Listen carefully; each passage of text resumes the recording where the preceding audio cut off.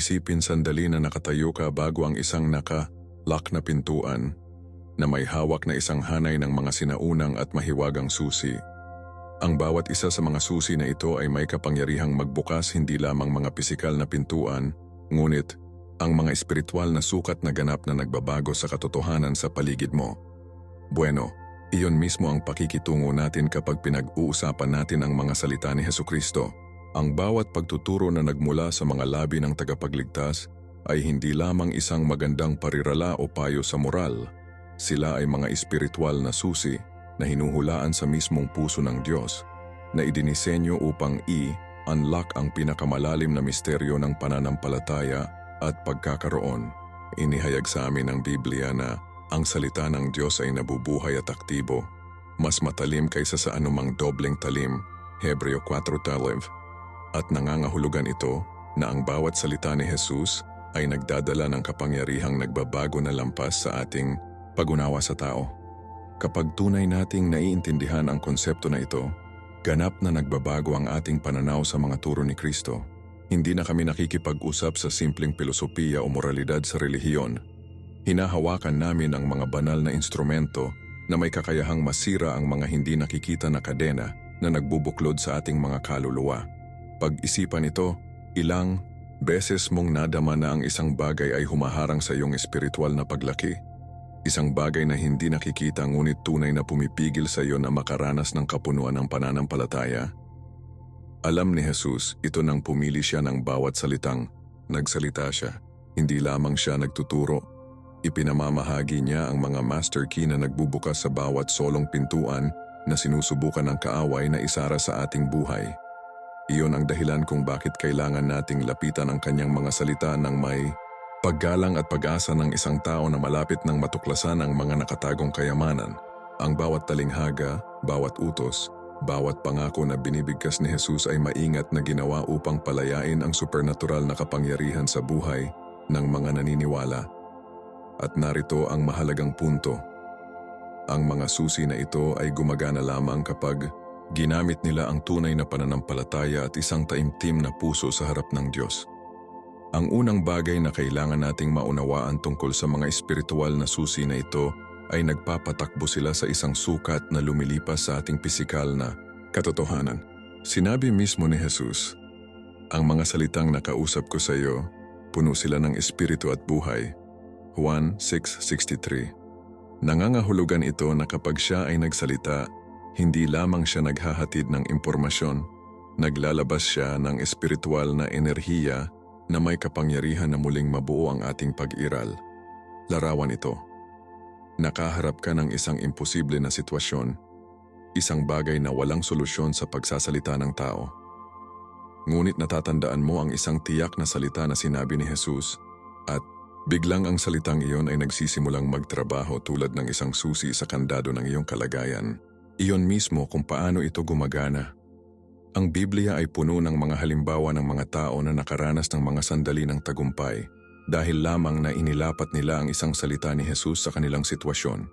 Halimbawa, kumuha ng babaeng may isyo ng dugo na humipo sa hem ng damit ni Jesus, Marcos 1:25-34. Narinig niya ang kanyang mga salita tungkol sa pananampalataya at pagpapagaling, at ang mga salitang iyon ay naging susi na nakalock sa kanyang pagpapagaling. Hindi lamang ito pisikal na ugnay.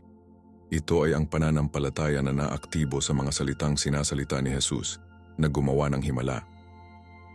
Ang bawat solong pagtuturo ni Jesus ay nagpapatakbo sa ilalim ng parehong prinsipyong ito. Kapag pinagmumuni, muni natin ang kanyang mga salita ng may pananampalataya at inaasahan. Literal na ipinapasok natin ang mga espiritual na susi sa mga kandado na sinubukan ni Satanas na patuloy na ma-lock sa ating buhay. Ito ay isang supernatural na proseso na nangangailangan ng aming aktibong pakikilahok sa pamamagitan ng pananampalataya. Kita mo, dinisenyo ng Diyos ang mga susi na ito upang magtrabaho sa pakikipagtulungan sa amin. Hindi sila magic spells na automatikong gumagana.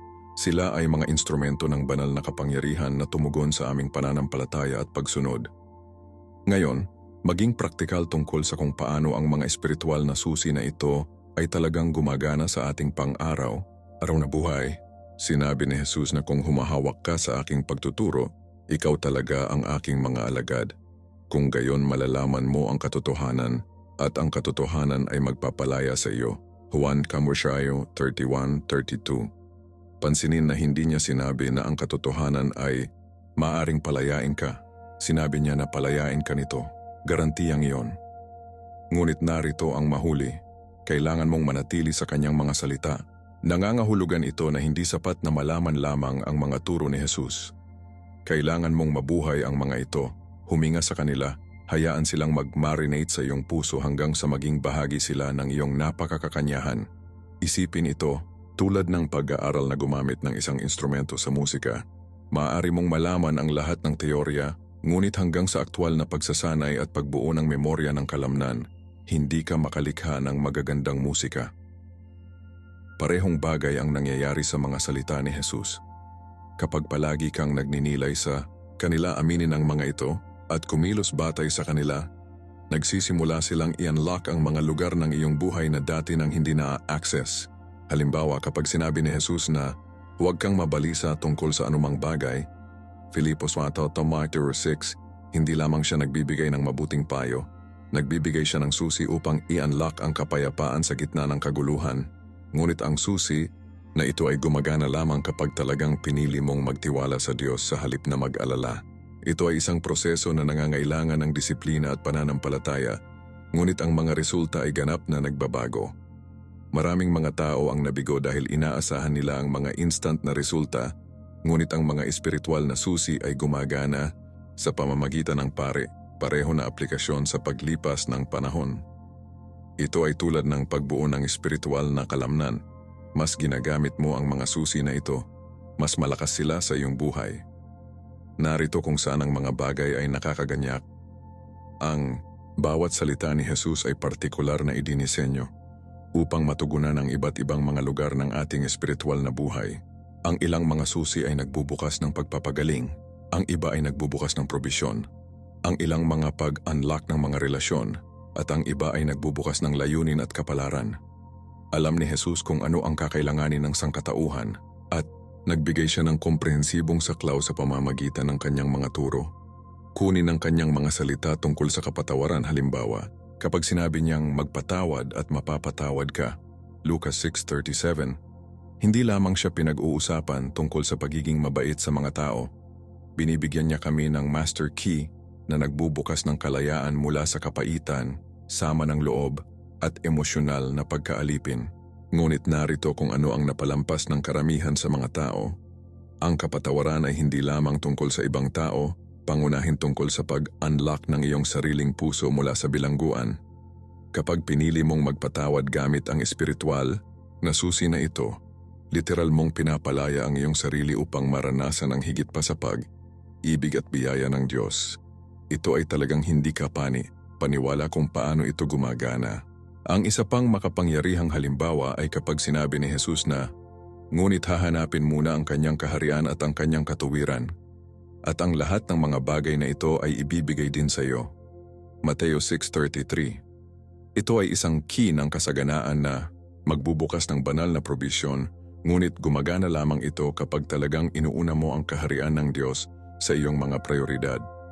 Kita nyo, ang bawat espiritual na susi ay may mga kondisyon na dapat matugunan para sa kanila upang gumana ng maayos. Hindi ito tungkol sa pagmamanipula o sinusubukan na gawin ng Diyos ang nais natin. Ito ay tungkol sa pag-align ng ating sarili sa kanyang kalooban at pinapayagan ang kanyang kapangyarihan na dumaloy sa atin. Kapag ginawa natin ito ng tama, ang mga resulta ay lampas sa anumang maaari nating isipin o makamit sa ating sariling lakas. Ang pinakamagagandang bagay tungkol sa mga espiritual na susi na ito ay hindi nila mawawala ang kanilang kapangyarihan. Hindi tulad ng mga pisikal na susi na maaaring masira o mapagod. Ang mga salita ni Jesus ay mananatiling epektibo. Ang langit at lupa ay lilipas, ngunit ang aking mga salita ay hindi mawawala. Mateo 5:35. Nangangahulugan ito na ang bawat pangako, bawat pagtuturo, bawat paghahayag na ibinahagi ni Jesus ay kasing lakas ngayon tulad ng 2,000 taon na ang nakalilipas. Hindi ba iyon manghang? Mayroon kang access sa parehong mga espiritual na susi na nagbago sa buhay, ng mga unang alagad. Ang parehong kapangyarihan na nagpalaki kay Jesus mula sa mga patay ay magagamit sa iyo sa pamamagitan ng kanyang mga salita. Ngunit narito kung ano ang naghihiwalay sa mga nakakaranas ng pagbabagong anyo mula sa mga nananatiling natigil. Aplikasyon. Maaari kang magkaroon ng isang buong koleksyon ng mga susi. Ngunit kung hindi mo ginagamit ang mga ito upang i-unlock ang mga pintuan, mahalagang walang silbi. Ito ang dahilan kung bakit patuloy na binibigyang diin ni Jesus ang kahalagahan ng hindi lamang pakikinig sa kanyang mga salita, ngunit kumikilos sa kanila sa makatuwid ang lahat na nakakarinig ng mga salitang ito at isinasagawa ang mga ito ay tulad ng isang matalinong tao na nagtayo ng kanyang bahay sa bato. Mateo 7:24. Pansinin na ang pundasyon ay hindi lamang naririnig, pagsasanay ito. Kapag sinimulan mong palagiang ilapat ang mga salita ni Jesus sa iyong pang-araw na sitwasyon, sisimulan mong mapansin ang pagbubukas ng mga pintuan na hindi mo alam na umiiral. Lilitaw ang mga oportunidad, mapapabuti ang mga relasyon, ang iyong pananampalataya ay magpapalakas, at magsisimula kang maglakad sa isang antas ng awtoridad na espiritual na hindi mo naisip na posible. Ito ang ibig sabihin na mabuhay bilang isang tunay na alagad ni Hesukristo, isang taong natutong mahusay na gamitin ang mga espiritual na susi na ibinigay niya. Nang buksan ni Jesus ang kanyang bibig upang maihatid ang tinatawag nating sermon sa bundok, ang pinakaunang mga salita na kanyang sinasalita ay naglalaman ng isa sa mga pinaka-revolusyonaryong espiritual na mga susi na ibinigay sa sangkatauhan. Mapalad ang mahihirap sa espiritu, sapagkat ang kanilang kaharian ng langit. Mateo 5:3. Ngayon, narito kung saan ang karamihan sa mga tao ay nagkamali ng mali sa palagay nila, ay pinag-uusapan ni Jesus ang kahirapan sa pananalapi o ilang uri ng pag-uugali sa sarili, ngunit hindi iyon. Ang inihayag ni Kristo dito ay marahil ang pinaka-counterintuitive na katotohanan sa lahat ng banal na kasulatan, na ang espiritual na kahirapan ay talagang ang gateway sa walang katapusang kayamanan sa kaharian ng Diyos. Pag-isipan ito ng ilang sandali, sa bawat iba pang lugar ng buhay, ang kahirapan ay nakikita bilang isang bagay na maiiwasan, isang bagay na negatibo. Ngunit si Jesus ay sumulpot sa konsepto na ito na ganap na baligtad at ipinahayag na ang pagiging mahirap sa espiritu ay ang una at pangunahing kinakailangan para sa pagpasok sa kaharian ng Diyos. Hindi ito tungkol sa pagkakaroon ng mababang pagpapahalaga sa sarili o hindi maganda ang pag-iisip sa iyong sarili. Ito ay tungkol sa pagkilala sa iyong ganap na pag-asa sa Diyos para sa lahat, ang iyong hininga, ang iyong kaligtasan, ang iyong layunin, ang iyong pagkakaroon. Kapag naiintindihan mo ang prinsipyong ito ay nagiging isang master key na magbubukas ng bawat iba pang pagpapala na nais ibuhos ng Diyos sa iyong buhay.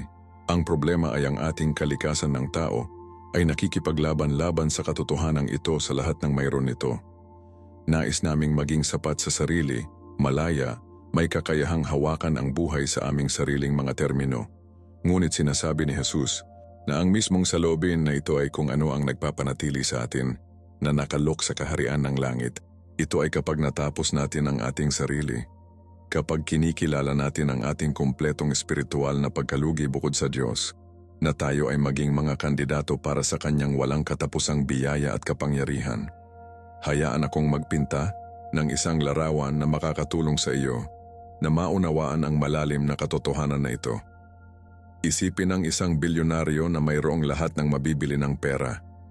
Mga mansyon, pribadong jet, ang pinakamahusay na damit, pagkain ng gourmet, at mga tagapaglingkod sa kanyang beck at tawag. Ngayon isipin na ang parehong bilyonaryo na ito ay nawala sa isang disyerto na walang tubig, walang pagkain, at walang paraan upang makipag-ugnay sa labas ng mundo. Bigla, ang lahat ng kanyang kayamanan ay nagiging walang kahulugan. Ang kanyang bilyon-bilyon ay hindi mabibili sa kanya ng isang solong patak ng tubig o isang morsel ng pagkain. Siya ay ganap na umaasa sa ibang tao upang iligtas siya. Iyon mismo ang espiritual na kondisyon na inilalarawan ni Jesus kapag pinag-uusapan niya ang pagiging mahirap sa espiritu. Ito ay ang pagkilala na kahit gaano man matagumpay, matalino, may talento, o relihiyon na maaaring ikaw ay ganap na walang magawa pagdating sa pagkamit ng iyong paraan sa pagkakaroon ng Diyos o pag-secure ng iyong walang hanggang kapalaran. Ang pagsasakatuparan na ito ay hindi nangangahulugang pigilan ka, ibig sabihin ay palayain ka. Kapag naiintindihan mo na ang kaligtasan, pagpapala at espiritual na tagumpay ay hindi mga bagay na maaari mong kumita o karapat, ngunit puro mga regalo mula sa isang mapagmahal na Diyos, nagbabago ang lahat. Huminto ka sa pagsisikap na mapabilib ang Diyos sa iyong mabubuting gawa at magsimulang tumanggap mula sa Kanya, tulad ng isang bata na natatanggap mula sa isang mapagmahal na magulang. Ito ang dahilan kung bakit sinabi ni Jesus na dapat tayong maging tulad ng maliliit na bata na pumasok sa kaharian, Mateo 3. Hindi sinusubukan ng mga bata na kumita ng pagmamahal ng kanilang mga magulang, natatanggap lamang nila ito. Hindi nila tinatanong kung nararapat sila sa kanilang susunod na pagkain. Pinagkakatiwalaan nila na ipagkakaloob. Ito ang pag-uugali ng puso na tinawag tayo ni Jesus na yakapin. Ngayon, narito kung saan ito ay talagang praktikal at nagbabago sa buhay. Kapag yakapin mo ang espiritual na kahirapan, ang pagkilala sa iyong kumpletong pag-asa sa Diyos, talagang pinipilit ka nitong makatanggap ng walang limitasyong kayamanan ng espiritual. Ito ay tulad ng pagiging isang walang laman na sisidlan na maaaring punan ng Diyos ng Kanyang presensya, Kanyang kapangyarihan, Kanyang karunungan, at Kanyang mga pagpapala. Ngunit narito ang susi, hindi ka mapupuno kung puno ka na ng iyong sarili. Ang pagmamataas pagsalig sa sarili at espiritual na pagmamataas ay kumikilos tulad ng mga hadlang na pumipigil sa biyaya ng Diyos na dumaloy sa iyong buhay. Ito ang dahilan kung bakit sinabi ng Biblia na tutol ng Diyos ang mapagmataas ngunit nagpapakita ng pabor sa mapagpakumbaba. Santiago 4:6. Hindi na ang Diyos ay hindi gusto ang mga mapagmataas na tao. Ang pagmamalaki ay lumilikha ng isang espiritual na hadlang na pumipigil sa kanila na matanggap kung ano ang nais niyang ibigay sa kanila. Isipin ito tulad nito. Kung sinusubukan mong punan ng isang tasa na puno na, ang bagong likido ay umaapaw lamang at nasayang. Ngunit kung walang laman mo ang tasa, maaari itong makatanggap ng sariwa, malinis na tubig. Iyon mismo ang mangyayari kapag yakapin natin ang espiritual na kahirapan. Napahamak natin ang ating sarili ng pagmamataas, pagiging sapat sa sarili, at ang ilusyon na mahahawakan natin ang buhay ng wala ang Diyos, at lumilikha ito ng puwang para sa Kanya upang punan tayo ng Kanyang Espiritu, Kanyang karunungan, Kanyang kapayapaan at Kanyang kapangyarihan. Hindi ito isang beses na kaganapan, isang pang-araw-araw na pagpipilian na kilalanin ang ating pag-asa sa Diyos at iposisyon ang ating sarili bilang mga tagatanggap ng Kanyang biyaya kaysa sa mga kumikita ng Kanyang pabor. Ang magandang bagay tungkol sa espiritual na prinsipyong ito ay nalalapat ito sa bawat lugar ng iyong buhay. Hindi lamang ang iyong kaligtasan. Kapag nahaharap ka sa isang mahirap na sitwasyon sa trabaho, sa halip na umasa lamang sa iyong sariling karunungan at kakayahan, maaari mong piliin na maging mahirap sa espiritu sa pamamagitan ng pagkilala sa iyong pangangailangan ng gabay ng Diyos at tiwala sa Kanya na magbigay ng solusyon. Kapag nakikipag-usap ka sa mga problema sa relasyon, sa halip na subukang manipulahin o kontrolin ang sitwasyon, maaari mong mapagpakumbaba ang iyong sarili sa harap ng Diyos at hilingin ang Kanyang karunungan at intervention.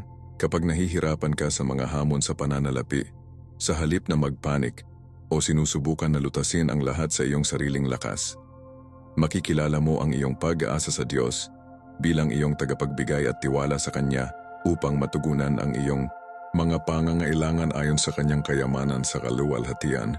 Filipos 4:19. Hindi ito nangangahulugang ikaw ay maging pasibo o tamad.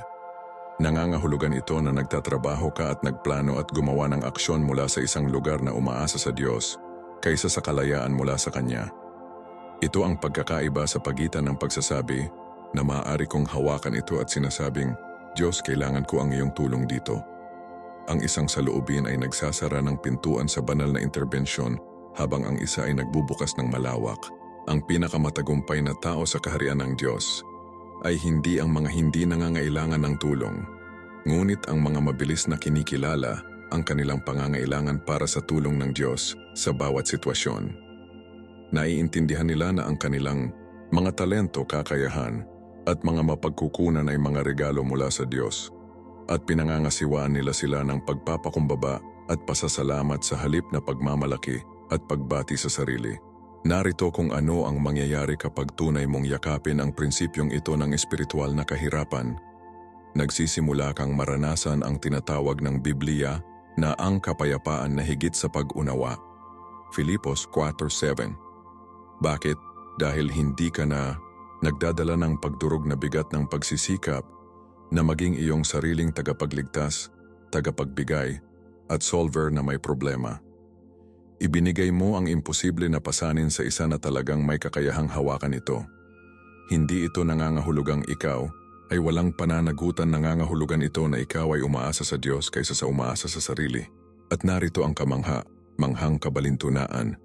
Mas kinikilala mo ang iyong espiritual na kahirapan, ang mas mayamang ikaw ay nasa mga bagay na talagang mahalaga. Nakakakuha ka ng access sa karunungan ng Diyos kapag inamin mo na wala kang lahat ng mga sagot. Naranasan mo ang kanyang lakas kapag kinikilala mo ang iyong kahinaan. Natatanggap mo ang kanyang probisyon kapag nakilala mo na ang lahat ng mayroon ka ay nagmula sa kanya. Natagpuan mo ang kanyang kapayapaan kapag tumigil ka sa pagsubok na kontrolin ang lahat at simulan ang pagtitiwala sa kanya sa lahat. Ito ang dahilan kung bakit sinabi ni Jesus na ang mga mahihirap sa espiritu ay pinagpala, sapagkat natuklasan nila ang lihim na magtap sa walang limitasyong mga espiritual na mapagkukunan. Nalaman nila na ang susi sa kasaganaan ay hindi kalayaan, ngunit ang pag-asa sa tamang mapagkukunan. Habang sumusulong tayo sa paggalugad ng mga makapangyarihang turo ni Jesus, tandaan na ang espiritual na kahirapan ay hindi ang patutunguhan. Ito ang panimulang punto. Ito ang pundasyon kung saan itinayo ang bawat iba pang espiritual na pagpapala. Kung wala ang pangunahing pagkilala sa ating pangangailangan para sa Diyos, ang lahat ng iba pang espiritual na paglaki ay hindi higit sa pagganap ng relihiyon. Ang pangalawang susi na ibinibigay sa atin ni Jesus sa kanyang revolusyonaryong sermon ay maaaring magkakasalungat sa lahat ng itinuturo ng ating kultura tungkol sa kaligayahan at tagumpay. Mapalad ang mga nagdadalamhati sapagkat maaliw sila. Mateo 5:4. Ngayon maghintay ng 1 minuto kung paano maaaring maging isang pagpapala ang pagdadalamhati sa isang mundo na nagsasabi sa atin na mag-isip ng positibo, manatiling malakas at huwag hayaan mong makita na umiyak ka. Sinasabi ni Jesus na mayroong talagang espiritual na halaga sa luha at pagdadalamhati. Ngunit narito ang miss ng karamihan sa mga tao. Si Jesus ay hindi pinag-uusapan tungkol sa anumang uri ng pagdadalamhati. Pinag-uusapan niya ang tungkol sa isang tiyak na uri ng espiritual na pagdadalamhati na magbubukas ng pintuan sa banal na kaginhawaan at pagbabagong anyo.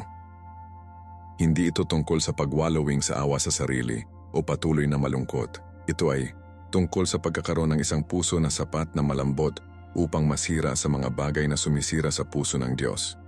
Ito ay tungkol sa pagdadalamhati sa kasalanan, kapwa mo at ang kalagayan ng mundo sa paligid mo. Kapag nabuo mo ang ganitong uri ng espiritual na pagiging sensitibo, isang bagay na hindi ka paniwala na nangyayari. Ipuwesto mo ang iyong sarili upang makatanggap ng kaginhawaan ng direkta mula sa puso ng Diyos mismo. Isipin ito, kung hindi mo kinikilala na may mali, hindi ka na maghanap ng solusyon. Kung hindi ka kailanman nagdadalamhati sa kasalanan, hindi ka tunay na pinahahalagahan ng biyaya. Kung hindi ka nagdadalamhati sa pagkawasak, hindi mo lubos na pahalagahan ang pagpapagaling. Ang espiritual na pagdadalamhati na pinag-uusapan ni Jesus ay talagang tanda ng espiritual na kapanahunan at pagiging sensitibo, hindi kahinaan. Ipinapakita nito na ang iyong puso ay buhay at tumutugon sa Espiritu ng Diyos, na hindi ka naging matigas o matawag sa mga espiritual na katotohanan. Hayaan akong magbahagi ng isang bagay na magbabago kung paano mo naiintindihan ang prinsipyong ito. Sa orihinal na Greek, ang salitang Jesus na ginamit para sa pagdadalamhati dito ay penteo, na tumutukoy sa pinakamalalim na uri ng kalungkutan, ang uri ng pagdadalamhati na nagmumula sa pagkawala ng isang mahal na mahal mo. Ngunit inilalapat ito ni Jesus sa ating espiritual na kalagayan. Sinasabi niya na kapag naiintindihan natin ang mga nagwawasak na epekto ng kasalanan sa ating buhay at sa mundo, dapat nating maramdaman ang parehong uri ng kalungkutan. Hindi dahil nais ng Diyos na tayo ay maging habag, ngunit dahil ang ganitong uri ng pagdadalamhati ay nagpapahiwatig na nauunawaan natin ang grabidad ng ginagawa ng kasalanan sa ating kaugnayan sa Diyos at sa ating mga kaluluwa. Pag-isipan ito, kung nakita mo ang isang taong mahal mo na masira ang kanilang buhay ng mga nakakapinsalang pagpipilian, hindi ka ba magdadalamhati para sa kanila? Hindi ba masisira ng iyong puso ang panonood sa kanila na saktan ng kanilang sarili at ang iba? Iyon ang uri ng tugon ng puso na pinag-uusapan ni Jesus. Kapag nakikita natin ang kasalanan para sa kung ano talaga ito, hindi lamang mga pagkakamali o hindi magandang pagpipilian, ngunit ang paghihimagsik laban sa isang mapagmahal na Diyos na naghihiwalay sa atin at sinisira ang lahat ng maganda sa buhay. Hindi natin maiwasang magdalamhati. Ang pagdadalamhati na ito ay hindi pagkondena, mahabagin ito. Hindi ito paghuhusga, ito ay pag-ibig. At narito ang magandang pangako. Ang mga nagdadalamhati sa ganitong paraan ay maaliw. Hindi lamang sa huli, hindi lamang sa langit. Ngunit narito, mismo ngayon, ipinangako ng Diyos na aliwin ang mga puso ay nasira sa mga bagay na sumisira sa kanyang puso. Ngayon maging praktikal tungkol sa kung ano ang hitsura nito sa pang-araw-araw na buhay. Ang espiritual na pagdadalamhati na ito ay maaaring maipakita bilang luha sa panahon ng pagdarasal kapag ipinagtapat mo ang iyong mga kasalanan sa Diyos, hindi dahil natatakot kang parusahan, ngunit dahil napagtanto mo kung paano nalulungkot ang iyong mga pagpipilian sa puso ng taong pinakamamahal sa iyo. Maaari itong ipakita bilang tunay na kalungkutan kapag nakita mo ang sakit at pagkawasak sa mundo sa paligid mo. Hindi ang uri ng kalungkutan na humahantong sa kawalan ng pag-asa, ngunit ang uri na nag-uudyok sa iyo na maging bahagi ng solusyon ng Diyos. Maaari itong maging kalungkutan na naramdaman mo kapag nakikita mo ang mga mahal sa buhay na gumagawa ng mga pagpipilian na sumisira sa kanilang buhay, o kapag nasasaksihan mo ang kawalan ng katarungan at pagdurusa na maiiwasan kung ang mga tao ay babalik sa Diyos. Hindi ito tungkol sa pagiging isang walang hanggang pessimist o paglalakad sa paligid ng nalulumbay sa lahat ng oras. Ito ay tungkol sa pagkakaroon ng puso na malambot at tumutugon sa mga espiritual na katotohanan. Narito kung ano ang kamangha-manghang. Kapag pinapayagan mo ang iyong sarili na tunay na magdalamhati sa kasalanan at pagkawasak, hindi ka iniwan ng Diyos sa lugar na iyon ng kalungkutan. Nakilala ka niya roon kasama ang kanyang kaginhawaan, kanyang kapayapaan, pag-asa at ang kanyang nakapagpapagaling na kapangyarihan. Sinasabi sa atin ng Biblia na ang Diyos ay Ama ng pakikiramay at ang Diyos ng lahat ng kaginhawaan na nagbibigay aliw sa atin sa lahat ng ating mga problema. Tus mga taga-Korinto 1:4. Ang kaginhawaan na ito ay hindi lamang emosyonal, supernatural ito. Ito ang uri ng kaginhawaan na nagdudulot ng pagpapagaling sa mga nasirang puso, umaasa na magdesperado ng mga sitwasyon at lakas sa pagod na kaluluwa.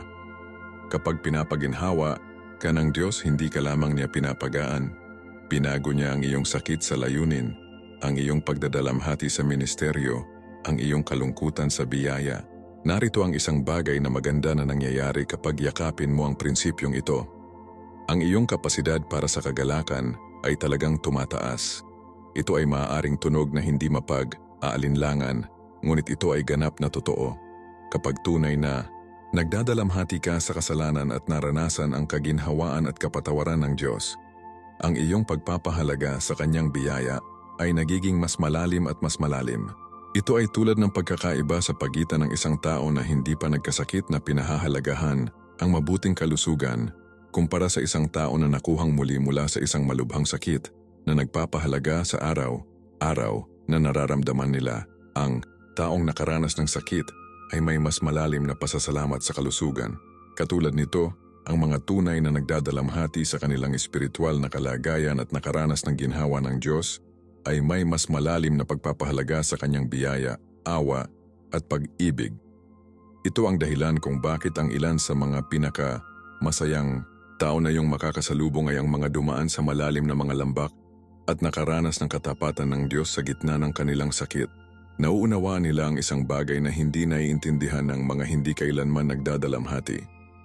Na ang kaginhawaan ng Diyos ay totoo ang kanyang presensya ay nakikita, at ang kanyang pag-ibig ay hindi matitinag. Nalaman nila na kahit na sa pinakamadilim na sandali, nandoon ang Diyos, at ang kanyang kaginhawaan ay sapat. Ang kaalamang ito ay nagbibigay sa kanila ng isang kagalakan na hindi maiiwasan ng mga pangyayari, dahil hindi ito batay sa mga panlabas na kondisyon, batay ito sa kanilang pakikipag.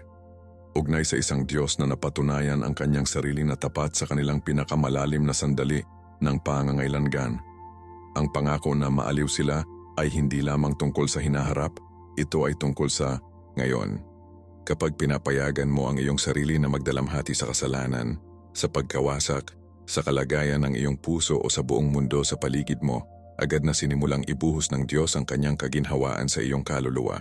Ang kaginhawaan na ito ay nagmumula sa maraming anyo. Kung minsan ito ay isang supernatural na kapayapaan na nagbaha sa iyong puso sa panahon ng pagdarasal, kung minsan ang karunungan at pananaw na makakatulong sa iyo na maunawaan ang mga mahirap na sitwasyon, kung minsan ay lakas na magtiis ng paghihirap, at kung minsan ay umaasa na itinaas ka sa itaas ng iyong mga kalagayan. Ngunit narito ang susi, ang ginhawa na ito ay hindi lamang para sa iyo. Pinapaginhawa ka ng Diyos upang maaliw ka sa iba. Sinasabi ng Biblia na ang Diyos ay pinapaginhawa tayo sa lahat ng ating mga problema, upang maaliw natin ang mga nasa anumang problema sa kaginhawaan na natanggap natin mismo mula sa Diyos. Deus mga taga-Korinto, 4. Nangangahulugan ito na ang iyong pagdadalamhati at kasunod na kaginhawaan ng Diyos ay naging mga tool na ginagamit niya upang maglingkod sa iba na dumadaan sa mga katulad na pakikibaka. Ang iyong mga luha ay nagiging buto ng ministeryo. Ang iyong sakit ay nagiging isang platform para sa kapangyarihan ng Diyos, at ang iyong pagdadalamhati ay naging tulay upang matulungan ang iba na makahanap ng parehong ginhawa na iyong natanggap. Ito ay kung paano tinutukoy ng Diyos ang ating sakit at binabago ang ating pagdadalamhati sa isang bagay na maganda at may layunin. Habang patuloy nating ginalugad ang mga malalakas na susi na ibinigay sa atin ni Jesus, tandaan na ang pagdadalamhati ay hindi ang katapusan ng kwento. Ito ang simula ng isang mas malalim na relasyon sa Diyos at isang mas malaking kakayahan upang maranasan at ibahagi ang kanyang kaginhawaan sa iba.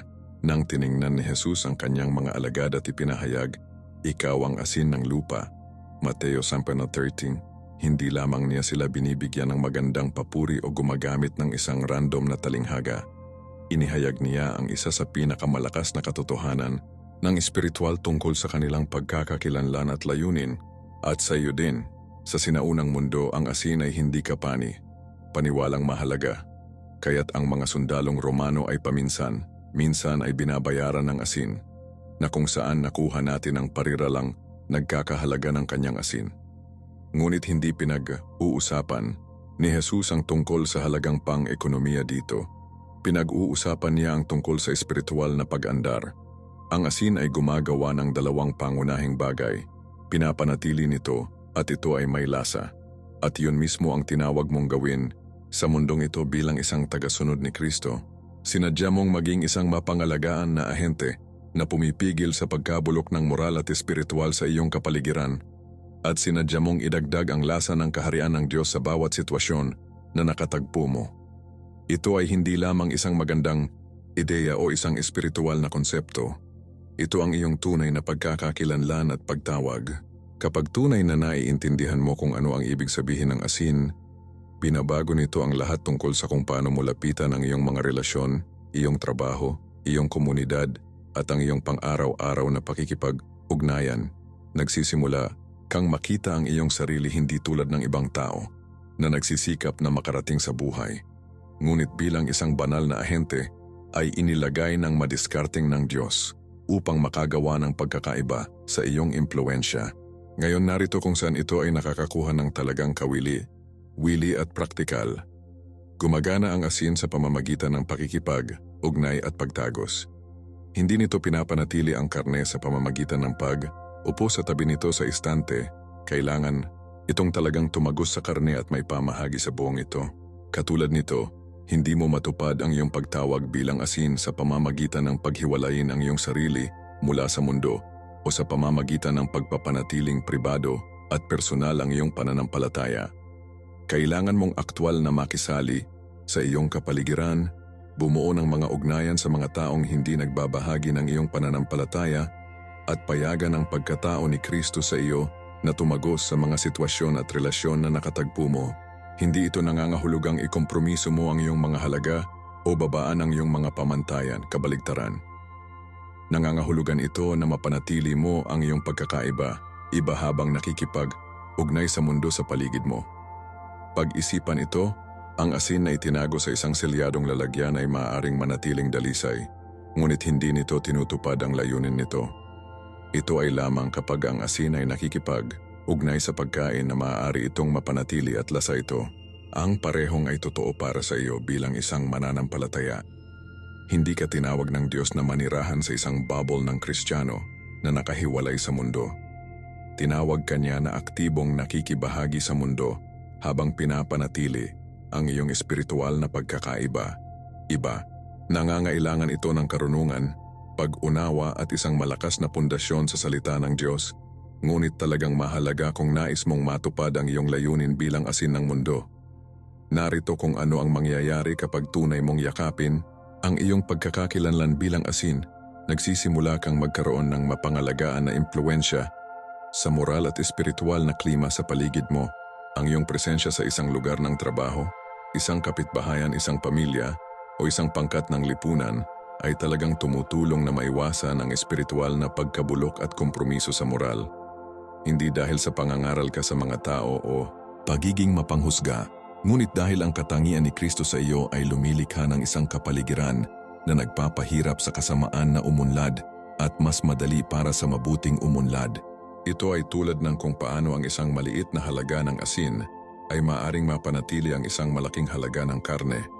Ang iyong impluensya bilang isang mananampalataya ay maaring magkaroon ng isang hindi paniwala na positibong epekto sa iyong kapaligiran.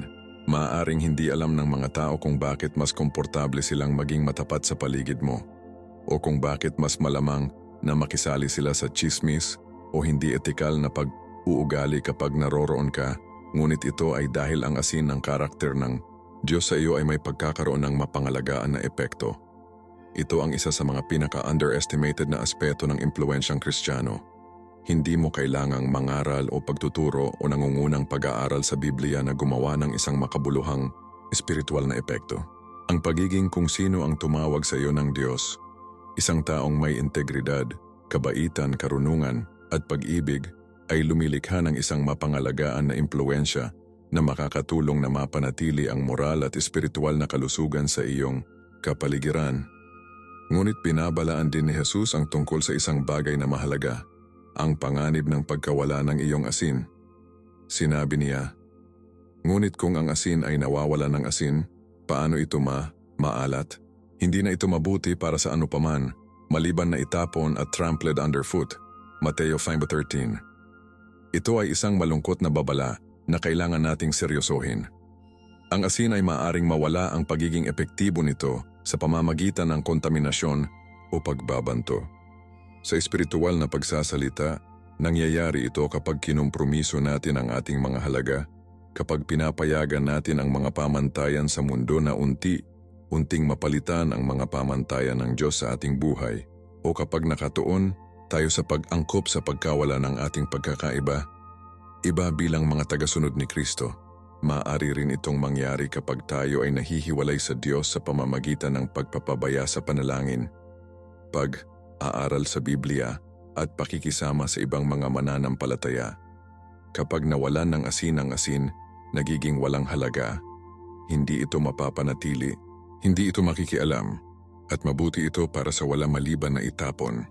Ito ang dahilan kung bakit napakahalaga na bantayan ang iyong puso, mapanatili ang iyong relasyon sa Diyos, at regular na suriin kung gumagana ka pa rin bilang epektibong asin sa iyong kapaligiran.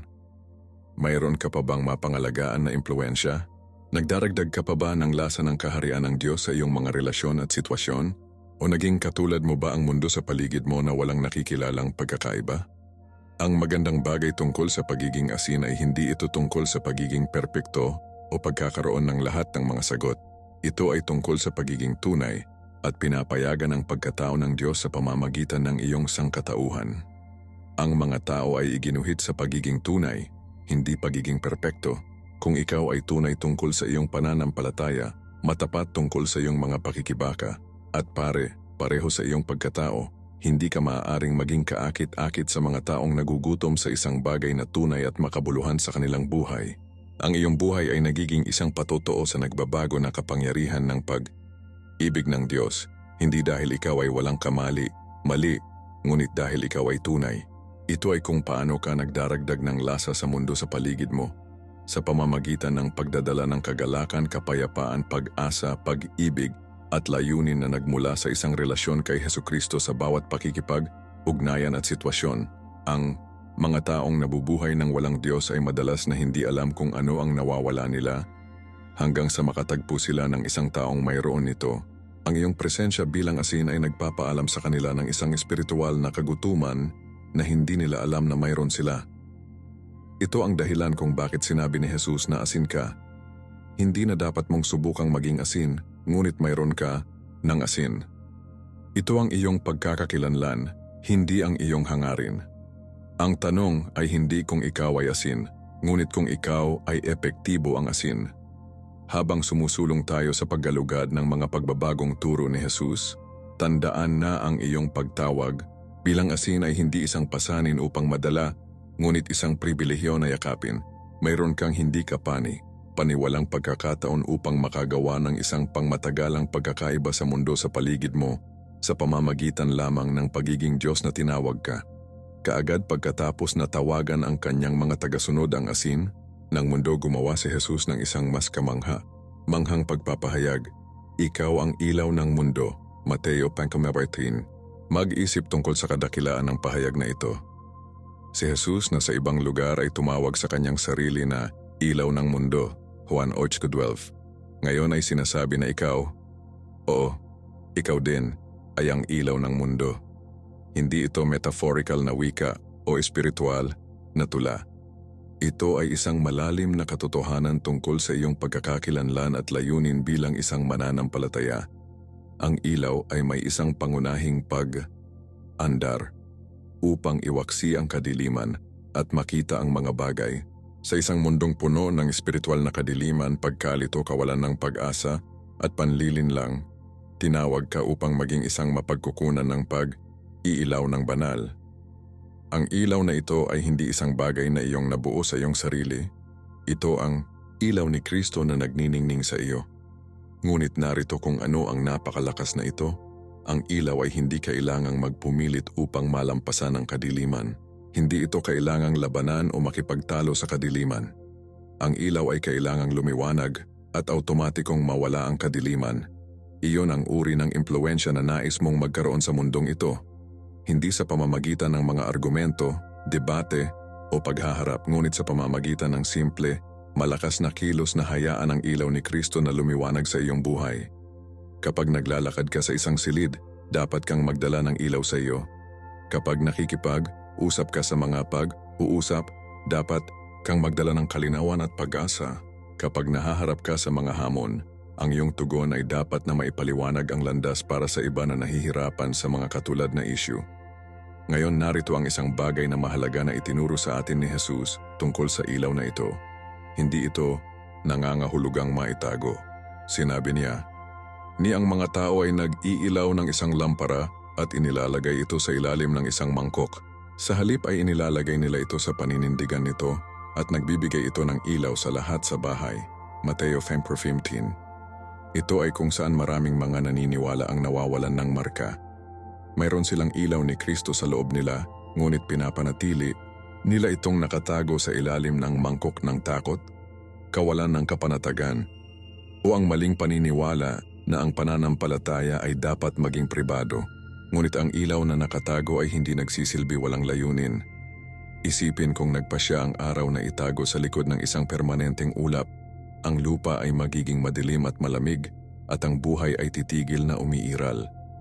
Ang iyong ilaw ay maaaring hindi mukhang maliwanag tulad ng araw, ngunit sa iyong globo ng impluwensya, maaaring ikaw lamang ang mapagkukunan ng espiritual na ilaw na nakatagpo ng ilang tao. Iyon ay isang matinding responsibilidad at isang hindi paniwalang pribilehiyo. Madiskarteng inilagay ka ng Diyos sa mga tiyak na relasyon, lugar ng trabaho, kapitbahayan at mga komunidad na hindi sinasadya ngunit sa pamamagitan ng banal na disenyo. Sinadya mong maging ilaw na nagpapaliwanag ng landas sa pag-asa, pagpapagaling at kaligtasan para sa mga tao sa iyong mundo. Hindi ito nangangahulugang kailangan mong maging perpekto o magkaroon ng lahat ng mga sagot. Nangangahulugan ito na kailangan mong maging handa na hayaan ang ilaw ni Kristo na lumiwanag sa pamamagitan ng iyong tunay na buhay, ang iyong tunay na pag-ibig, ang iyong pareho na pagkatao at ang iyong walang tigil na pag-asa sa Diyos. Narito kung ano ang maganda tungkol sa ilaw. Automatikong gumagana ito at walang kahirap-hirap. Hindi mo na kailangang subukan na maging magaan. Kailangan mo lang itago ito. Kapag nabubuhay ka ng tunay bilang isang tagasunod ni Kristo, kapag tumugon ka sa mga hamon na may pananampalataya sa halip na takot, kapag tinatrato mo ang mga taong may pag-ibig at paggalang kahit na kung paano kanila tinatrato, kapag pinapanatili mo ang pag-asa sa mga mahirap na kalagayan, automatikong gumagana ka bilang ilaw sa isang madilim na mundo. Napansin ito ng mga tao. Maaaring hindi nila ito maunawaan sa una, baka maging kahina-hinala sila.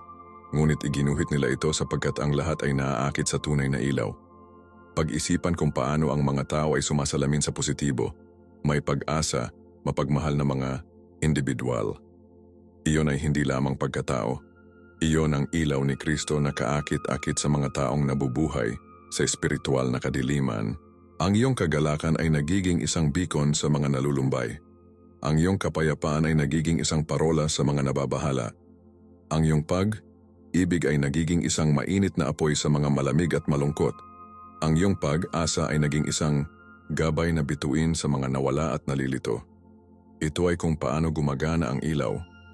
Hindi nito pinipilit ang sarili sa sinuman, ngunit magagamit ito sa sinumang nais lumipat dito. Ngunit binibigyan din tayo ni Jesus ng isang mahalagang pananaw tungkol sa layunin ng ilaw na ito. Sa parehong paraan, hayaang lumiwanag ang iyong ilaw sa harap ng iba upang makita nila ang iyong mabubuting gawa at luwalhatiin ang iyong Ama sa langit. Mateo, Chapter 16. Pansinin na ang layunin ay hindi magdala ng kaluwalhatian sa iyong sarili, ngunit ituro ang mga tao sa Diyos. Ang iyong ilaw ay sinadya upang maipaliwanag ang landas sa Ama. Ito ang dahilan kung bakit napakahalaga ng pagiging tunay, kung sinusubukan mong mapabilib ang mga tao sa iyong sariling kabutihan o katuwiran. Talagang hinaharangan mo ang ilaw sa halip na maipadala ito. Ang totoong ilaw ay nagpapakita ng katotohanan, at ang katotohanan ay ang anumang kabutihan sa iyo ay nagmula sa Diyos, hindi mula sa iyong sariling pagsisikap o karapat-dapat. Kapag nakikita ng mga tao ang ilaw ni Kristo na nagniningning sa iyong buhay, dapat silang iguguhit hindi sa iyo, ngunit sa mapagkukunan ng ilaw na iyon. Nangangailangan ito ng pagpapakumbaba at isang tunay na pagnanais na makita ang Diyos na niluwalhati kaysa sa iyong sarili na pinuri. Nangangahulugan ito na mabilis na magbigay ng kredito sa Diyos para sa anumang positibong impluensya na mayroon ka at pagiging matapat tungkol sa iyong sariling mga pakikibaka at pag-asa sa kanyang biyaya. Paradoxically, ang ganitong uri ng pagpapakumbaba ay talagang ginagawang mas maliwanag ang iyong ilaw dahil tinanggal nito ang mga hadlang ng pagmamataas at pagsulong sa sarili na maaring malabo o mapahamak ang ilaw. Narito ang isang bagay na magbabago kung paano mo nakikita ang iyong pang-araw-araw na buhay. Ang bawat pakikipag-ugnay na mayroon ka ay isang pagkakataon na lumiwanag ang ilaw sa kadiliman ng isang tao.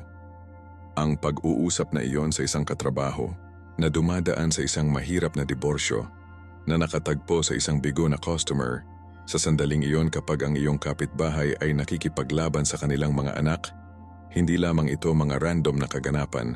Ang mga ito ay banal na mga appointment kung saan nais ng Diyos na gamitin ka bilang isang mapagkukunan ng kanyang ilaw. Hindi ito nangangahulugang kailangan mong mangaral sa mga tao o quote ang mga taludtod sa Biblia sa bawat pag-uusap. Minsan, ang pinakamalakas na ilaw na maaari mong lumiwanag ay simpleng pakikinig ng tunay na pakikiramay.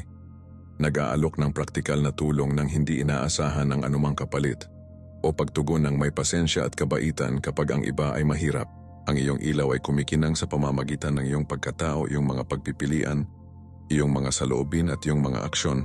Nagniningning ito kung paano mo pinangangasiwaan ang tagumpay at kabiguan, kung paano mo tinatrato ang mga taong walang magagawa para sa iyo, kung paano ka tumugon kapag hindi ka nagkakaintindihan o nagkamali, at kung paano mo mapanatili ang pag-asa kapag ang mga pangyayari ay mahirap, ang mga tao ay nanonood kahit na hindi mo ito napagtanto, at ang iyong pare-pareho na pagpapakita ng karakter na tulad ni Kristo ay madalas na ang pinakamalakas na sermon na naririnig nila. Habang ipinagpapatuloy natin ang paggalugad ng mga turo na nagbabago sa buhay ni Jesus, tandaan na ang pagiging ilaw ay hindi tungkol sa pagiging perpekto, ito ay tungkol sa pagiging malinaw upang hayaan ang perpektong ilaw ni Kristo na lumiwanag sa iyong hindi sakdal ngunit sumuko na buhay. Kapag ginawa ni Jesus ang deklarasyon, huwag isipin na napunta ako upang puksain ang batas o ang mga propeta.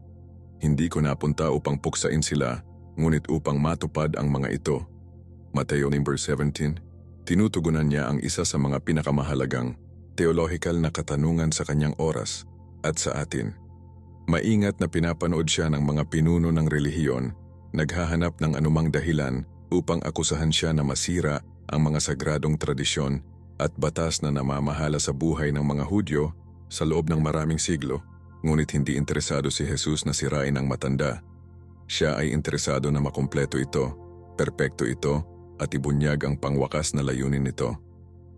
Ang pahayag na ito ay tulad ng isang master key na nagbubukas ng aming pag-unawa sa buong ugnayan sa pagitan ng lumang tipan at bagong tipan, sa pagitan ng batas at biyaya, sa pagitan ng relihiyon at relasyon. Kapag sinabi ni Jesus na siya ay tuparin ang batas, hindi lamang niya pinag-uusapan ang pagpapanatiling perpekto ang mga utos, kahit na ginawa niya iyon. Pinag-uusapan niya ang pagiging tunay na katotohanan na ang lahat ng mga batas, sakripisyo, seremonya at mga hula ay itinuturo. Ang bawat sakripisyo sa lumang tipan ay isang anino ng kanyang tunay na sakripisyo. Ang bawat hula ay tumuturo sa kanyang pagdating. Ang bawat batas ay naghahayag ng pangangailangan ng sangkatauhan para sa isang tagapagligtas. Si Jesus ay hindi dumating upang gawin ang lumang tipan na hindi nauugnay. Dumating siya upang ipakita sa amin kung ano ang palaging tungkol sa Kanya. Pag-isipan ito sa mga praktikal na termino. Isipin na tinitingnan mo ang isang anino sa dingding at sinusubukan mong maunawaan kung anong bagay ang nagpapalabas ng anino na iyon.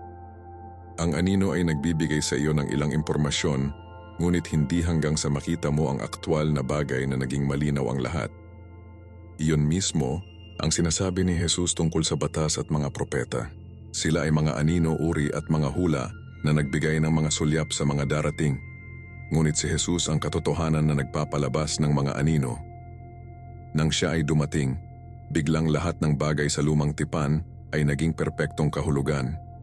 Ang sistema ng sakripisyo ay hindi lamang tungkol sa dugo ng hayop. Ito ay tungkol sa dugo ng kordero ng Diyos na aalisin ang kasalanan ng mundo. Ang pagkasaserdote ay hindi lamang tungkol sa mga tagapamagitan ng tao. Ito ay tungkol sa pangwakas na mataas na pari na magbibigay sa amin ng direktang pag-access sa Diyos. Ang templo ay hindi lamang tungkol sa isang gusali kung saan naninirahan ang presensya ng Diyos. Ito ay tungkol sa Diyos mismo na naninirahan sa atin sa laman ng tao. Ito ang dahilan kung bakit masasabi ni Jesus nang may kumpiyansa na hindi siya dumating upang puksain ang batas ngunit upang matupad ito. Wala siyang sinisira. Inihayag niya ang pangwakas na layunin at kahulugan ng lahat ng nauna. Ang pag-unawa na ito ay dapat baguhin kung paano mo nabasa ang lumang tipan at kung paano mo naiintindihan ang iyong kaugnayan sa Diyos sa ilalim ng bagong tipan. Narito kung saan ito ay nakakakuha ng hindi ka panipaniwalang praktikal para sa iyong pang-araw-araw na buhay. Ang katuparan ni Jesus ng batas ay nangangahulugan na hindi ka na nasa ilalim ng pasanin ng pagsisikap na kumita ng pag-aapruba ng Diyos sa pamamagitan ng perpektong pag-iingat ng batas. Ang batas ay hindi kailanman sinadya upang maging isang hagdan na maaari mong umakyat upang maabot ang Diyos. Ito ay sinadya upang maging isang salamin na nagpakita sa iyo ng iyong pangangailangan para sa isang tagapagligtas. Sinasabi sa atin ng Roma 3:20 na sa pamamagitan ng batas na tayo ay may kamalayan sa ating kasalanan. Ang layunin ng batas ay upang ipakita ang imposibilidad ng katuwiran ng tao at lumikha ng isang kagutuman para sa banal na biyaya. Ngunit ngayon na perpektong natutupad ni Jesus ang bawat kinakailangan ng batas para sa iyo, maaari mong lapitan ang Diyos na hindi batay sa iyong pagganap, ngunit batay sa perpektong pagganap ni Kristo na kredito sa iyong account. Hindi ito nangangahulugang ang batas ay hindi nauugnay sa iyong buhay. Nangangahulugan ito na nagbago ang layunin nito. Sa halip na maging isang pasanin na kumondena sa iyo, ito ay nagiging gabay na nagpapakita sa iyo ng karakter ng Diyos at ang kanyang mga hinahangad para sa kung paano ka dapat mabuhay. Sa halip na maging isang pamantayan dapat kang matugunan upang kumita ng kaligtasan, ito ay nagiging isang paglalarawan ng uri ng buhay na natural na dumadaloy mula sa isang puso na nabago ng biyaya. Ito ang pagkakaiba sa pagitan ng pagsisikap na mabuhay ng matuwid upang maging matuwid at mabuhay ng matuwid sapagkat ikaw ay naging matuwid sa pamamagitan ng pananampalataya kay Kristo. Ngunit narito ang isang bagay na mahalaga na binibigyang diin ni Jesus. Para sa tunay na sinasabi ko sa iyo, hanggang sa mawala ang langit at lupa, hindi ang pinakamaliit na liham, hindi ang hindi bababa sa stroke ng isang panulat, ay sa anumang paraan ay mawala mula sa batas hanggang sa magawa ang lahat. Mateo 5:18. Ipinapakita nito sa amin na ang mga pamantayan ng Diyos ay hindi ibinaba, nakilala na sila. Si Jesus ay hindi dumating upang gawing mas mapagbigay ang Diyos tungkol sa kasalanan. Dumating siya upang masiyahan ang perpektong hustisya ng Diyos habang sabay na nagpapahayag ng kanyang perpektong pag-ibig. Ang bawat kinakailangan ng batas ay nakatayo pa rin, ngunit tinupad nila si Jesus sa lahat ng ngalan mo. Nangangahulugan ito na kapag tinitingnan ka ng Diyos bilang isang mananampalataya, hindi niya nakikita ang iyong mga pagkabigo at pagkukulang. Nakikita niya ang perpektong katuwiran ni Kristo. Ngunit nangangahulugan din ito na ang mga pamantayang moral ng Diyos ay may bisa pa rin. Ang mga batas na seremonya na tumuturo kay Kristo ay natutupad, ngunit ang mga batas sa moral na sumasalamin sa karakter ng Diyos ay walang hanggan. Pag-ibig, katapatan, katarungan, awa. Ang mga ito ay hindi mga konsepto ng lumang tipan na napalitan. Ang mga ito ay walang hanggang mga prinsipyo na mas malinaw na isiniwalat sa bagong tipan. Ang pagkakaiba ay ngayon mayroon kang banal na espiritu na naninirahan sa loob mo, na nagbibigay sa iyo ng parehong pagnanais at kapangyarihan na mabuhay alinsunod sa mga pamantayang ito, hindi bilang isang paraan upang kumita ng kaligtasan, ngunit bilang isang natural na pagpapahayag ng bagong buhay na natanggap mo sa pamamagitan ng pananampalataya kay Kristo. Ang pag-unawa sa relasyon ni Jesus sa batas ay dapat punan ka ng hindi kapani, paniwalang kumpiyansa at kapayapaan.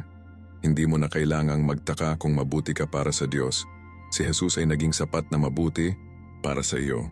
Hindi mo kailangang matakot na ang iyong mga pagkabigo ay hindi kwalipikado sa iyo mula sa pag-ibig ng Diyos. Ang pagiging perpekto ni Jesus ay kwalipikado ka. Ngunit hindi mo rin kailangang mabuhay sa pagkalito sa moral. Nagtataka kung ano ang inaasahan ng Diyos mula sa iyo. Ang batas na naintindihan ng maayos sa katuparan ni Kristo ay nagbibigay sa iyo ng isang malinaw na larawan ng uri ng buhay na pinarangalan ng Diyos at nagdadala ng pagpapala sa iyong sarili at sa iba pa. Ito ay tulad ng pagkakaroon ng isang detalyadong plano para sa pag-unlad ng tao na isinulat ng isa na lumikha sa iyo at alam ng eksakto kung paano ka pinakamahusay na gumana. Kapag nabubuhay ka alinsunod sa mga prinsipyo ng moral ng Diyos, hindi mo sinusubukan na kumita ng kanyang pabor. Ikaw ay simpleng pag-align ng iyong sarili sa paraang dinisenyo niya ang buhay upang gumana. Nagdadala ito ng kalayaan, hindi pagkaalipin, kagalakan, hindi pasanin, buhay, hindi kamatayan. Habang patuloy nating ginalugad ang mga malalim na turo ni Jesus, tandaan na ang kanyang katuparan ng batas ay hindi lamang isang konsepto sa teolohiko. Ito ang pundasyon ng iyong seguridad, pagkakakilanlan, at layunin bilang isang mananampalataya. Maaari kang mabuhay ng may kumpiyansa. Ang pag-alam na ang iyong kaugnayan sa Diyos ay hindi batay sa iyong kakayahang panatilihing perpekto ang batas, ngunit sa perpektong pag-iingat ng batas ni Kristo sa iyong account sa pamamagitan ng pananampalataya. Matapos maitaguyod na dumating siya upang matupad ang batas sa halip na puksain ito, agad na nagsisimula si Jesus upang ipakita kung ano ang hitsura ng katuparan na ito sa mga praktikal na termino. At narito kung saan nakakakuha ng revolusyonaryo ang mga bagay. Kinukuha ni Jesus ang mga panlabas na kinakailangan ng batas at inihayag ang kanilang panloob, antas ng puso. Ipinapakita niya sa amin na ang tunay na pagsunod sa batas ng Diyos ay hindi tungkol sa pagngangalit ng pagsunod o natatakot na pagsunod sa panuntunan ito, ay tungkol sa isang pagbabagong anyo ng puso na natural na gumagawa ng uri ng buhay na nais ng Diyos. Kapag nauunawaan mo ang prinsipyong ito, binabago nito ang lahat tungkol sa iyong kaugnayan sa Diyos at ang iyong diskarte sa pamumuhay na Kristiyano.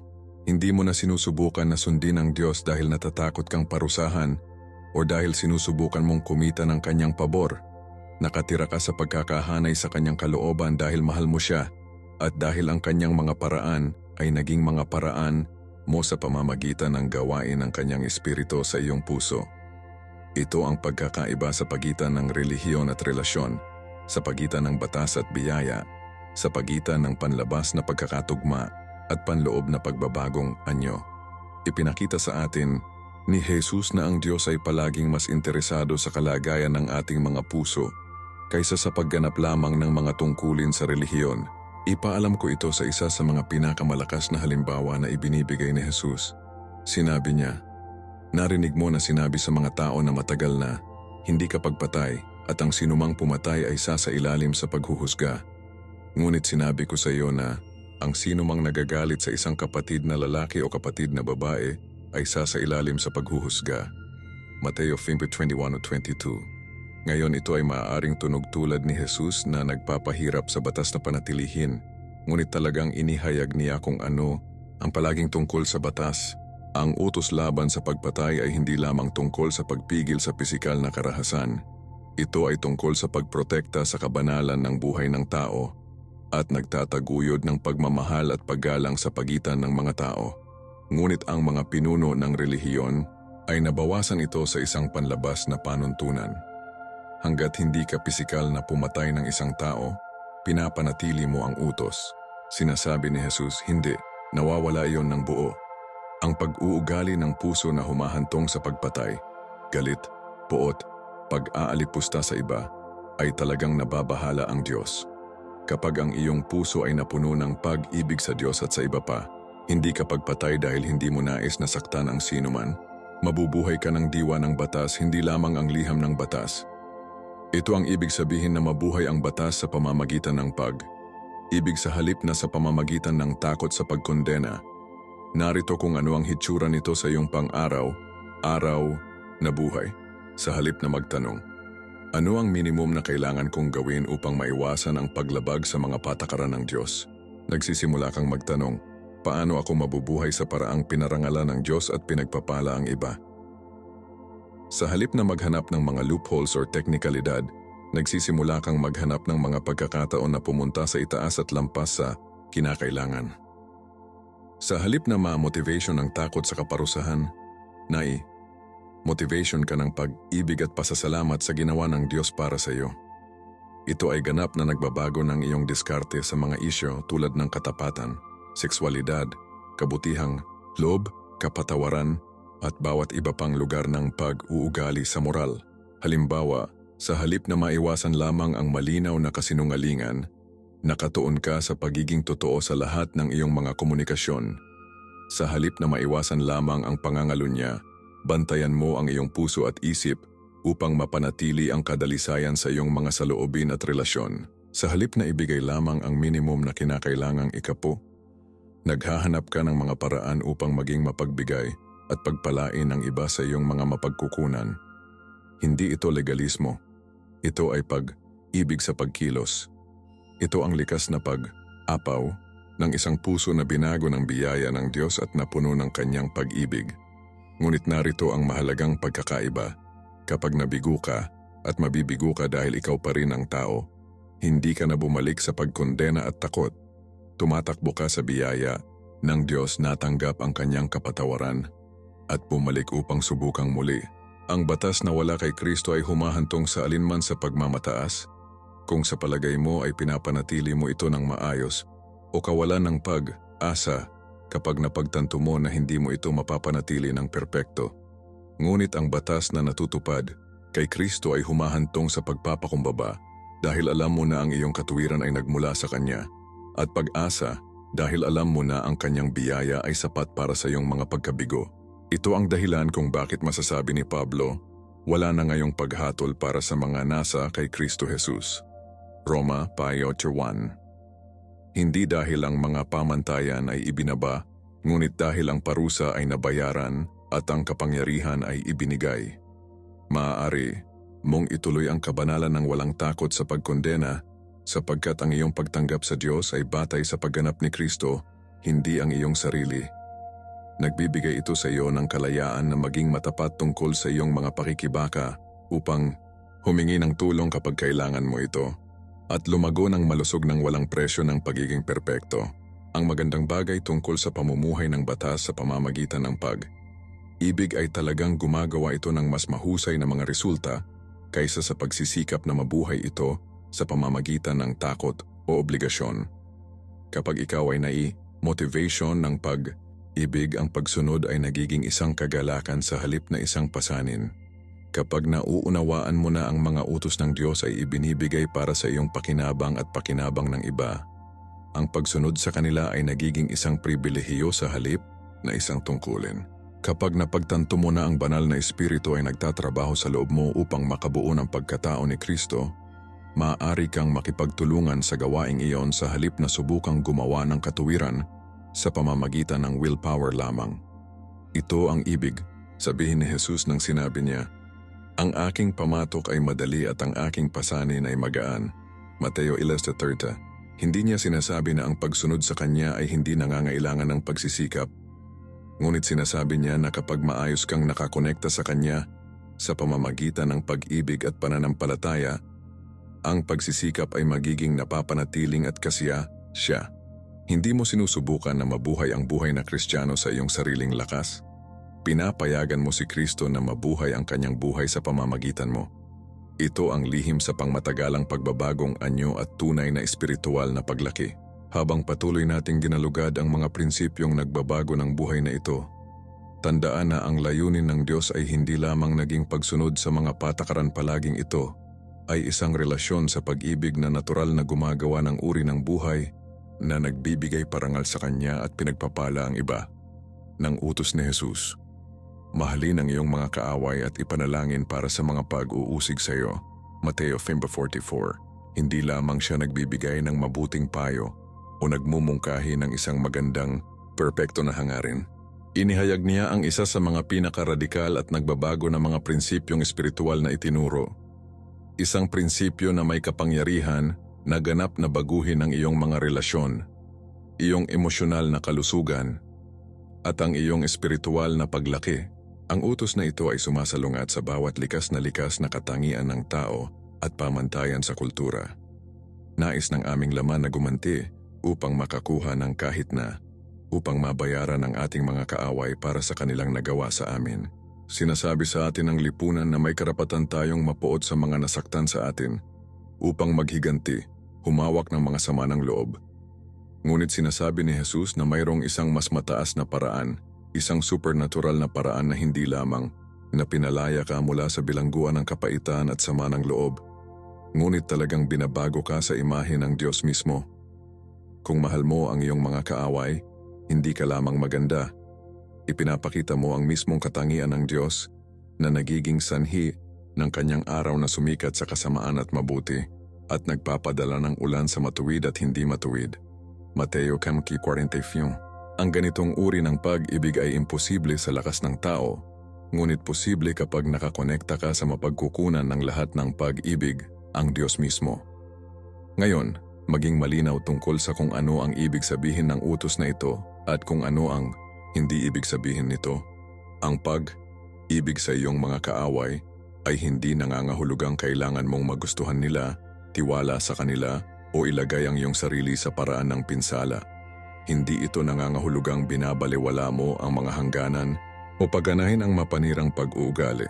Ang pag-ibig sa kahulugan ng Biblia ay hindi pangunahing damdamin, isang pagpipilian na maghanap ng pinakamataas na kabutihan ng isang tao kahit na kung paano kanila tinatrato.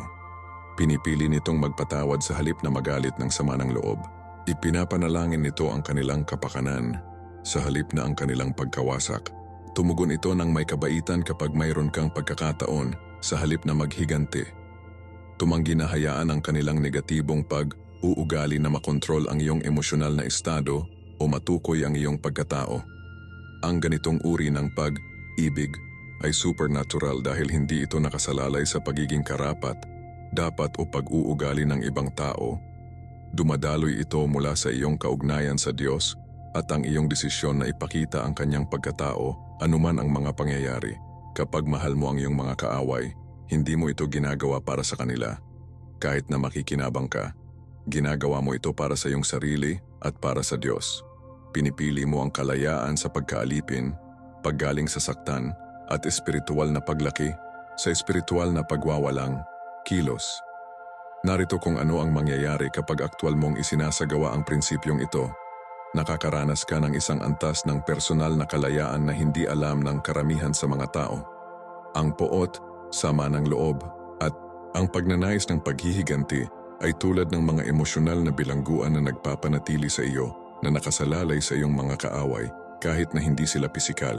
Sa tuwing naiisip mo ang kanilang ginawa sa iyo, sa tuwing masasaktan mo ang nasasaktan sa iyong isip, sa tuwing pinapantasyahan mo ang tungkol sa pagkuha kahit nabibigyan mo sila ng kapangyarihan sa iyong emosyonal na estado at ang iyong kapayapaan ng pag-iisip.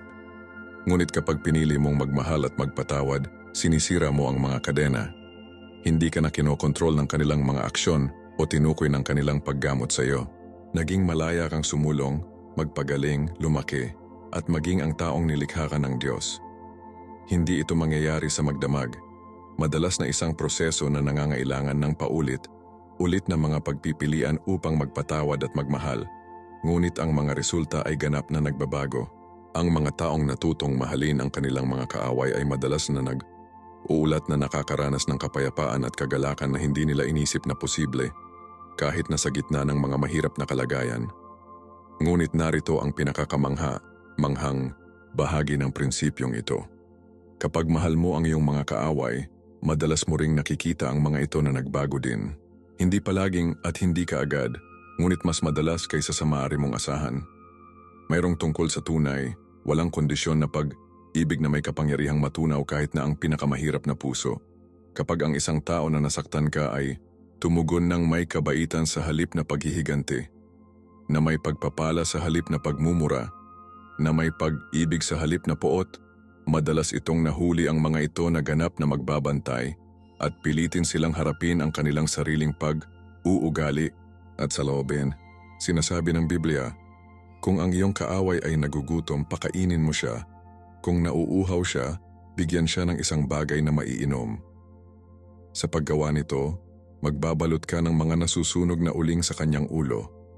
Roma 12:20.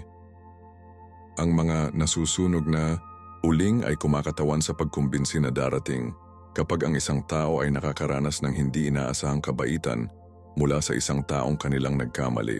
Hindi ito tungkol sa pagmamanipula o sinusubukan na makaramdam sila ng kasalanan. Ito ay tungkol sa pagpapakita ng isang pag-ibig na dalisay at hindi inaasahan na may kapangyarihan itong masira ang kanilang mga panlaban at hawakan ang kanilang puso. Kahit na hindi sila magbabago kaagad, ang iyong pag-ibig ay nagtatanim ng mga buto na maaaring magbunga sa kanilang buhay. Ang praktikal na aplikasyon ng prinsipyong ito ay nagsisimula sa panalangin. Partikular na sinabi ni Jesus na manalangin para sa mga pag-uusig sa iyo. Kadalasan ito ang pinakamahirap na bahagi, ngunit ito rin ang pinakamahalagang bahagi. Kapag ipinagdarasal mo ang iyong mga kaaway, maraming bagay ang nangyari. Una, ang iyong puso ay nagsisimulang lumambot sa kanila habang nakikita mo sila sa mga mata ng Diyos kaysa sa pamamagitan ng lens ng iyong nasaktan. Pangalawa, nagsisimula kang maunawaan na madalas silang kumikilos sa kanilang sariling sakit, kawalan ng kapanatagan o kadiliman sa espiritu. Pangatlo, inaanyayahan mo ang Diyos na magtrabaho sa kanilang buhay sa mga paraan na hindi mo magagawa sa pamamagitan ng iyong sariling pagsisikap. At ika-apat, ipwesto mo ang iyong sarili upang matanggap ang biyaya at lakas ng Diyos upang talagang mahalin sila sa mga praktikal na paraan. Magsimula sa pamamagitan ng pagdarasal para sa kanilang kaligtasan kung hindi nila kilala si Kristo, para sa kanilang pagpapagaling kung nakikipag-usap sila sa mga personal na issue, para sa kanilang tagumpay sa mga lugar na hindi sumasalungat sa katuwiran at para sa Diyos na pagpalain sila sa mga paraan na mapapalapit sila sa Kanya. Ang ganitong uri ng panalangin ay mahirap sa una, ngunit habang nagpapatuloy ka dito, makikita mo ang iyong puso na nagbabago sa mga paraan na hindi mo inaasahan. Habang ipinagpapatuloy natin ang paggalugad ng mga revolusyonaryong turo ni Jesus, tandaan na ang pagmamahal sa iyong mga kaaway ay hindi lamang isang magandang perpekto. Ito ay isang praktikal na landas sa personal na kalayaan, espiritual na paglaki, at supernatural na pagbabagong anyo na nakikinabang sa lahat ng kasangkot. Ang pagtatayo ng direkta sa revolusyonaryong konsepto ng pagmamahal sa ating mga kaaway, inihayag ni Jesus ang isa sa pinakamalakas na puwersang espiritual na magagamit sa sangkatauhan, kapatawaran. Ngunit narito kung ano ang hindi naiintindihan ng karamihan sa mga tao tungkol sa kapatawaran. Hindi ito pangunahing tungkol sa taong nagkamali sa iyo. Tungkol ito sa paglaya ng iyong sarili mula sa bilangguan ng sama ng loob, kapaitan, at emosyonal na pagkaalipin. Kapag tinuruan tayo ni Jesus na manalangin, patawarin mo tayo sa ating mga utang dahil pinatawad din natin ang ating mga may utang. Mateo 6:12. Inihayag niya ang isang espiritual na batas na nagpapatakbo ng parehong pagkakapare, pareho ng mga pisikal na batas. Kung paanong gumagana ang gravity kung nauunawaan mo ito o hindi. Ang prinsipyo ng kapatawaran ay gumagana kung sa tingin mo ay gusto mo o hindi. Kapag pinili mong magpatawad, hindi ka lamang maganda o espiritual. Nag-activate ka ng isang banal na mekanismo na naglalabas ng lakas ng pagpapagaling sa iyong kaluluwa, ibalik ang iyong emosyonal na kalusugan at binubuksan ang pintuan para sa pagpapala ng Diyos na malayang dumaloy sa iyong buhay. Ang hindi pagpapatawad sa kabilang banda ay tulad ng pag-inom ng lason at inaasahan na mamatay ang ibang tao. Masakit ka ng higit pa kaysa sa nasasaktan ito sa kanila at binibigyan sila ng patuloy na kapangyarihan sa iyong emosyonal na estado nang matagal matapos maganap ang orihinal na pagkakasala. Ito ang dahilan kung bakit pinatawad ni Jesus ang isang pangunahing tema sa kanyang pagtuturo. Alam niya na ang ating kakayahang magpatawad ng direkta ay nakakaapekto sa ating kakayahang maranasan ang biyaya, kapayapaan, at pagpapala sa ating buhay. Ang kapangyarihan ng kapatawaran ay nagiging mas malinaw kapag naiintindihan mo kung ano ang nangyayari sa espiritual na kaharian kapag pinili mong magpatawad. Sinasabi sa atin ng Biblia na kapag tumanggi tayong patawarin ng iba, talagang hinaharangan natin ang kapatawaran ng Diyos sa ating sariling buhay. Sinabi ni Jesus, "Ngunit kung hindi mo pinatawad ang iba ang kanilang mga kasalanan, hindi patatawarin ng iyong Ama ang iyong mga kasalanan." Mateo 8:13. Hindi ito dahil ang Diyos ay mapaghiganti o maliit.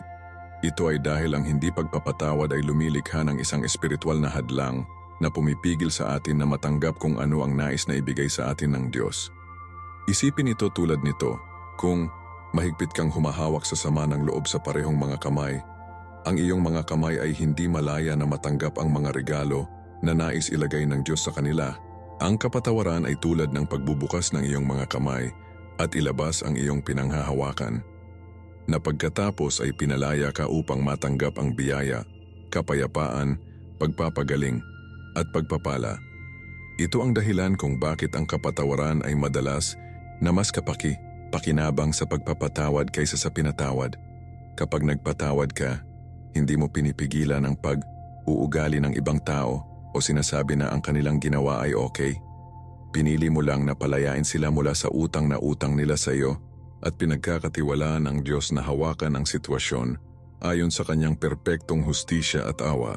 Pinipili mo ang kalayaan sa pagkaalipin, paggaling sa saktan, at kapayapaan sa kaguluhan. Narito kung saan ang kapatawaran ay magiging praktikal at nagbabago sa buhay. Hindi ito pakiramdam, ito ay isang desisyon. Hindi mo kailangang pakiramdam na magpatawad upang pumili ng kapatawaran. Sa katunayan, ang karamihan sa oras ang mga damdamin ay sumusunod sa pagpapasya sa halip na nauna ito. Ang kapatawaran ay isang gawa ng kalooban, hindi isang emosyon. Sinasabi nito, pinipili kong palayain ang taong ito mula sa utang na utang nila sa akin. Pinili kong ihinto ang pag-ainsayo sa kanilang pagkakasala sa aking isip. Pinili kong ihinto ang paghihiganti o paghihintay sa kanila na magdusa sa kanilang ginawa sa akin. Pinili kong magtiwala sa Diyos na hawakan ang sitwasyong ito sa kanyang paraan at sa kanyang tiyempo. Kapag ginawa mo ang pagpili na ito, kahit na hindi mo ito naramdaman sa una, nagtakda ka ng paggalaw ng isang espiritual na proseso na sa kalaunan ay magbabago ang iyong puso at emosyon. Ito ang dahilan kung bakit inuutusan tayo ni Jesus na magpatawad, sapagkat ito ay isang bagay na pipiliin nating gawin, kahit na kung ano ang nararamdaman natin tungkol dito. Ang mga damdamin ng kapayapaan, kalayaan at kahit na pag-ibig ay madalas na darating mamaya habang pinarangalan ng Diyos ang iyong pagsunod at nagsisimulang pagalingin ang iyong puso mula sa loob. Ngunit narito ang isang bagay na mahalaga upang maunawaan. Ang kapatawaran ay hindi nangangahulugang kailangan mong magtiwala sa taong nasaktan ka o ibalik ang iyong sarili sa isang posisyon kung saan maaari ka nilang saktan muli. Ang kapatawaran at tiwala ay dalawang magkakaibang bagay. Ang kapatawaran ay isang regalong ibinibigay mo ng malaya, ngunit ang tiwala ay isang bagay na dapat makuha sa pamamagitan ng pareho, mapagkakatiwala ang pag-uugali sa paglipas ng panahon. Maaari mong patawarin ang isang tao ng lubusan habang pinapanatili pa rin ang malusog na mga hangganan upang maprotektahan ang iyong sarili mula sa karagdagang pinsala. Maaari mong ilabas ang mga ito mula sa utang na utang nila sa iyo habang hinihiling pa rin silang harapin ang mga likas na kahihinatnan ng kanilang mga aksyon. Maaari mong piliing mahalin sila at manalangin para sa kanilang kapakanan habang matalino pa rin tungkol sa kung magkano ang pag-access na ibibigay mo sa kanila sa iyong buhay. Ang pag-unawa na ito ay nagpapalaya sa iyo mula sa maling problema ng pag-iisip na kailangan mong pumili sa pagitan ng kapatawaran at proteksyon sa sarili. Maaari mong gawin pareho. Sa katunayan, kung minsan ang pinaka mapagmahal na bagay na maaari mong gawin para sa isang taong nasaktan ka ay patawarin sila habang pinapayagan din silang maranasan ang mga kahihinatnan ng kanilang mga pagpipilian na maaaring ginagamit ng Diyos upang dalhin sila sa pagsisisi at pagbabagong NEO. Ang pangwakas na kapangyarihan ng kapatawaran ay ipinahayag sa kakayahang masira ang mga generational cycle ng saktan, paghihiganti at dysfunction. Kapag pinili mong magpatawad sa halip na maghiganti, ititigil mo ang siklo ng saktan mula sa pagpapatuloy hanggang sa susunod na henerasyon. Ang iyong mga anak at apo ay malaya mula sa pasanin ng pagdala sa mga kaguluhan sa pamilya, pag-aalaga ng mga lumang sugat o pamumuhay na may emosyonal na bagahe na nilikha ng hindi pagpapatawad.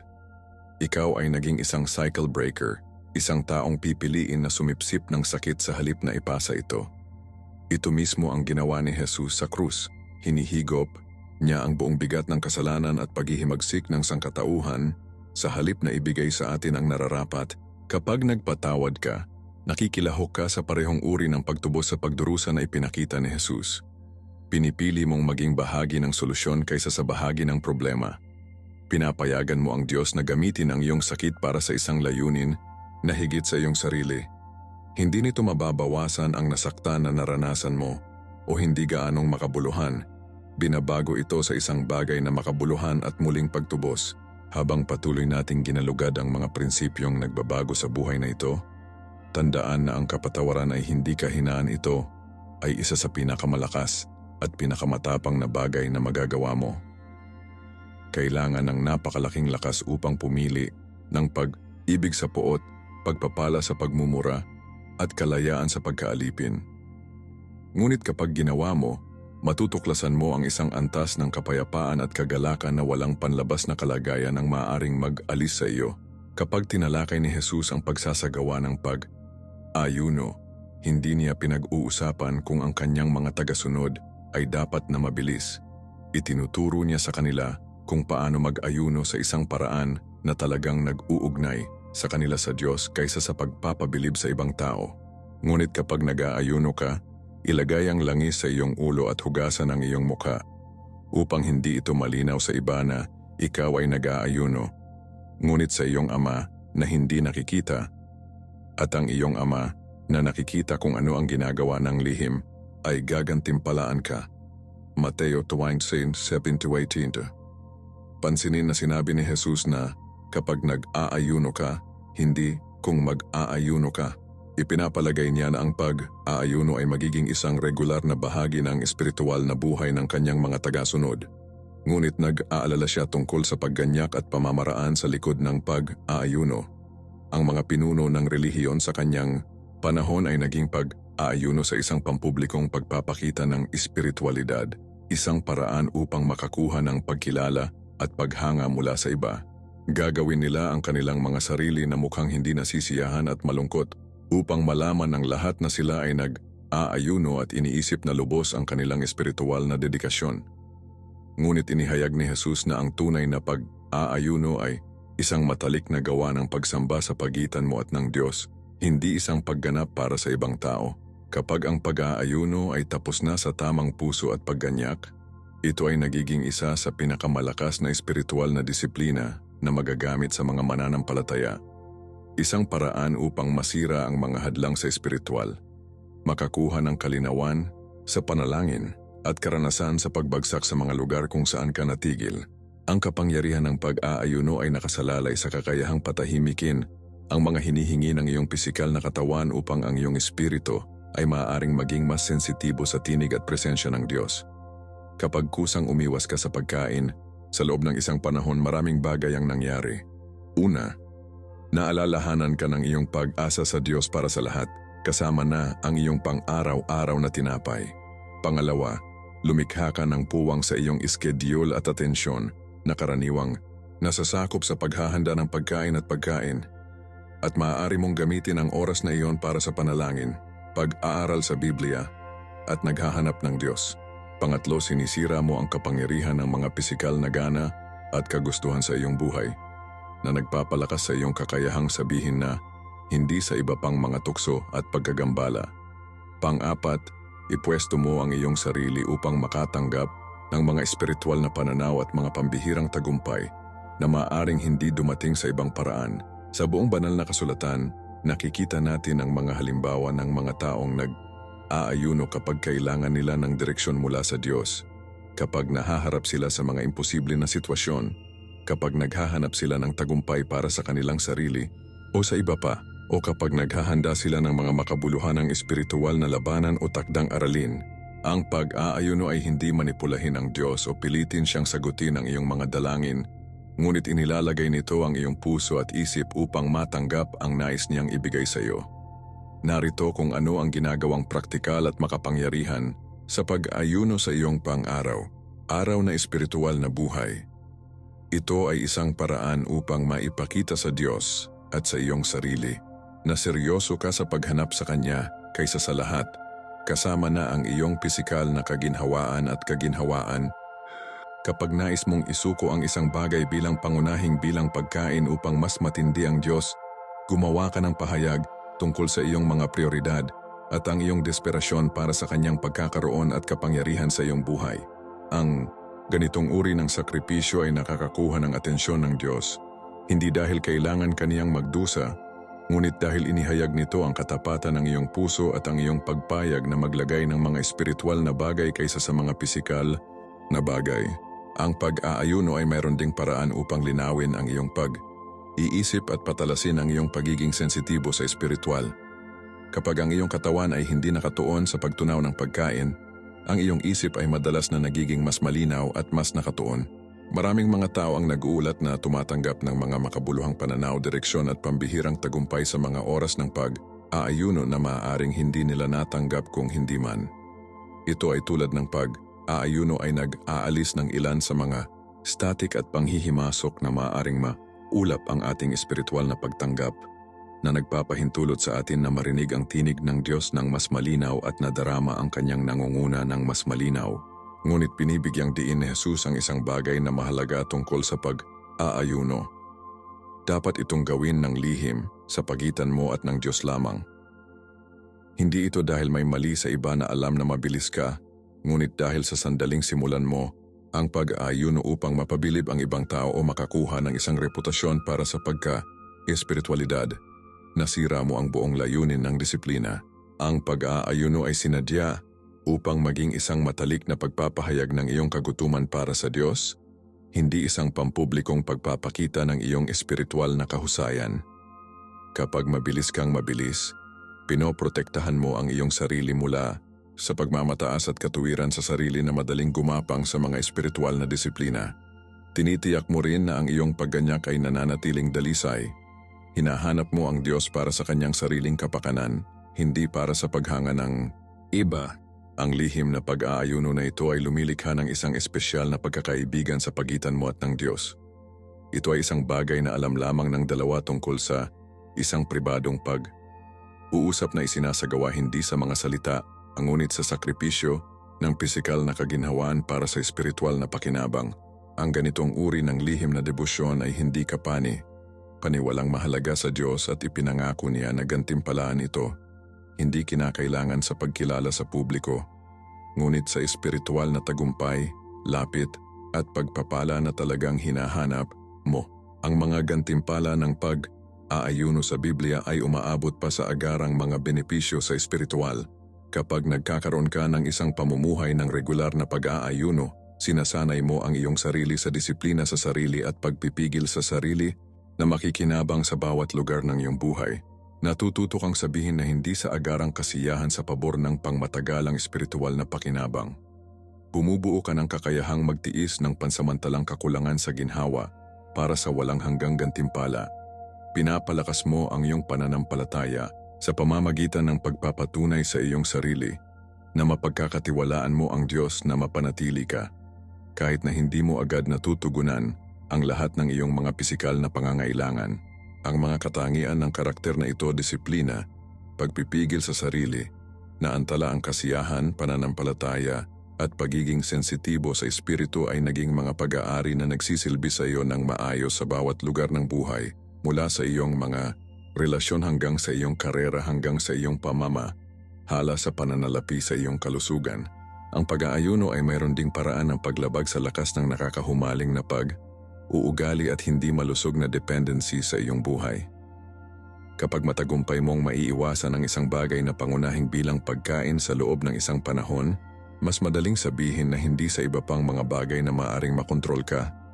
Kung ang social media, libangan, pamimili o anumang iba pang ugali na nakakuha ng labis na kapangyarihan sa iyong buhay, habang ipinagpapatuloy natin ang paggalugad ng mga pagbabagong espiritual na mga prinsipyong ito, tandaan na ang pag-aayuno ay hindi tungkol sa pagkamit ng pabor ng Diyos o pagpapatunay ng iyong pagka-espiritual. Tungkol ito sa paglikha ng puwang sa iyong buhay para sa higit na pagkakaroon ng Diyos, kapangyarihan at direksyon.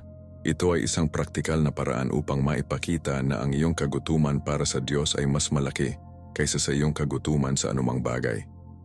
Ang isa sa mga nakapagpapasigla at nakaka-motivate na mga prinsipyo na itinuturo ni Jesus ay matatagpuan sa kanyang paulit-ulit na pangako, at ang iyong Ama na nakikita ang ginagawa ng lihim ay gagantimpalaan ka.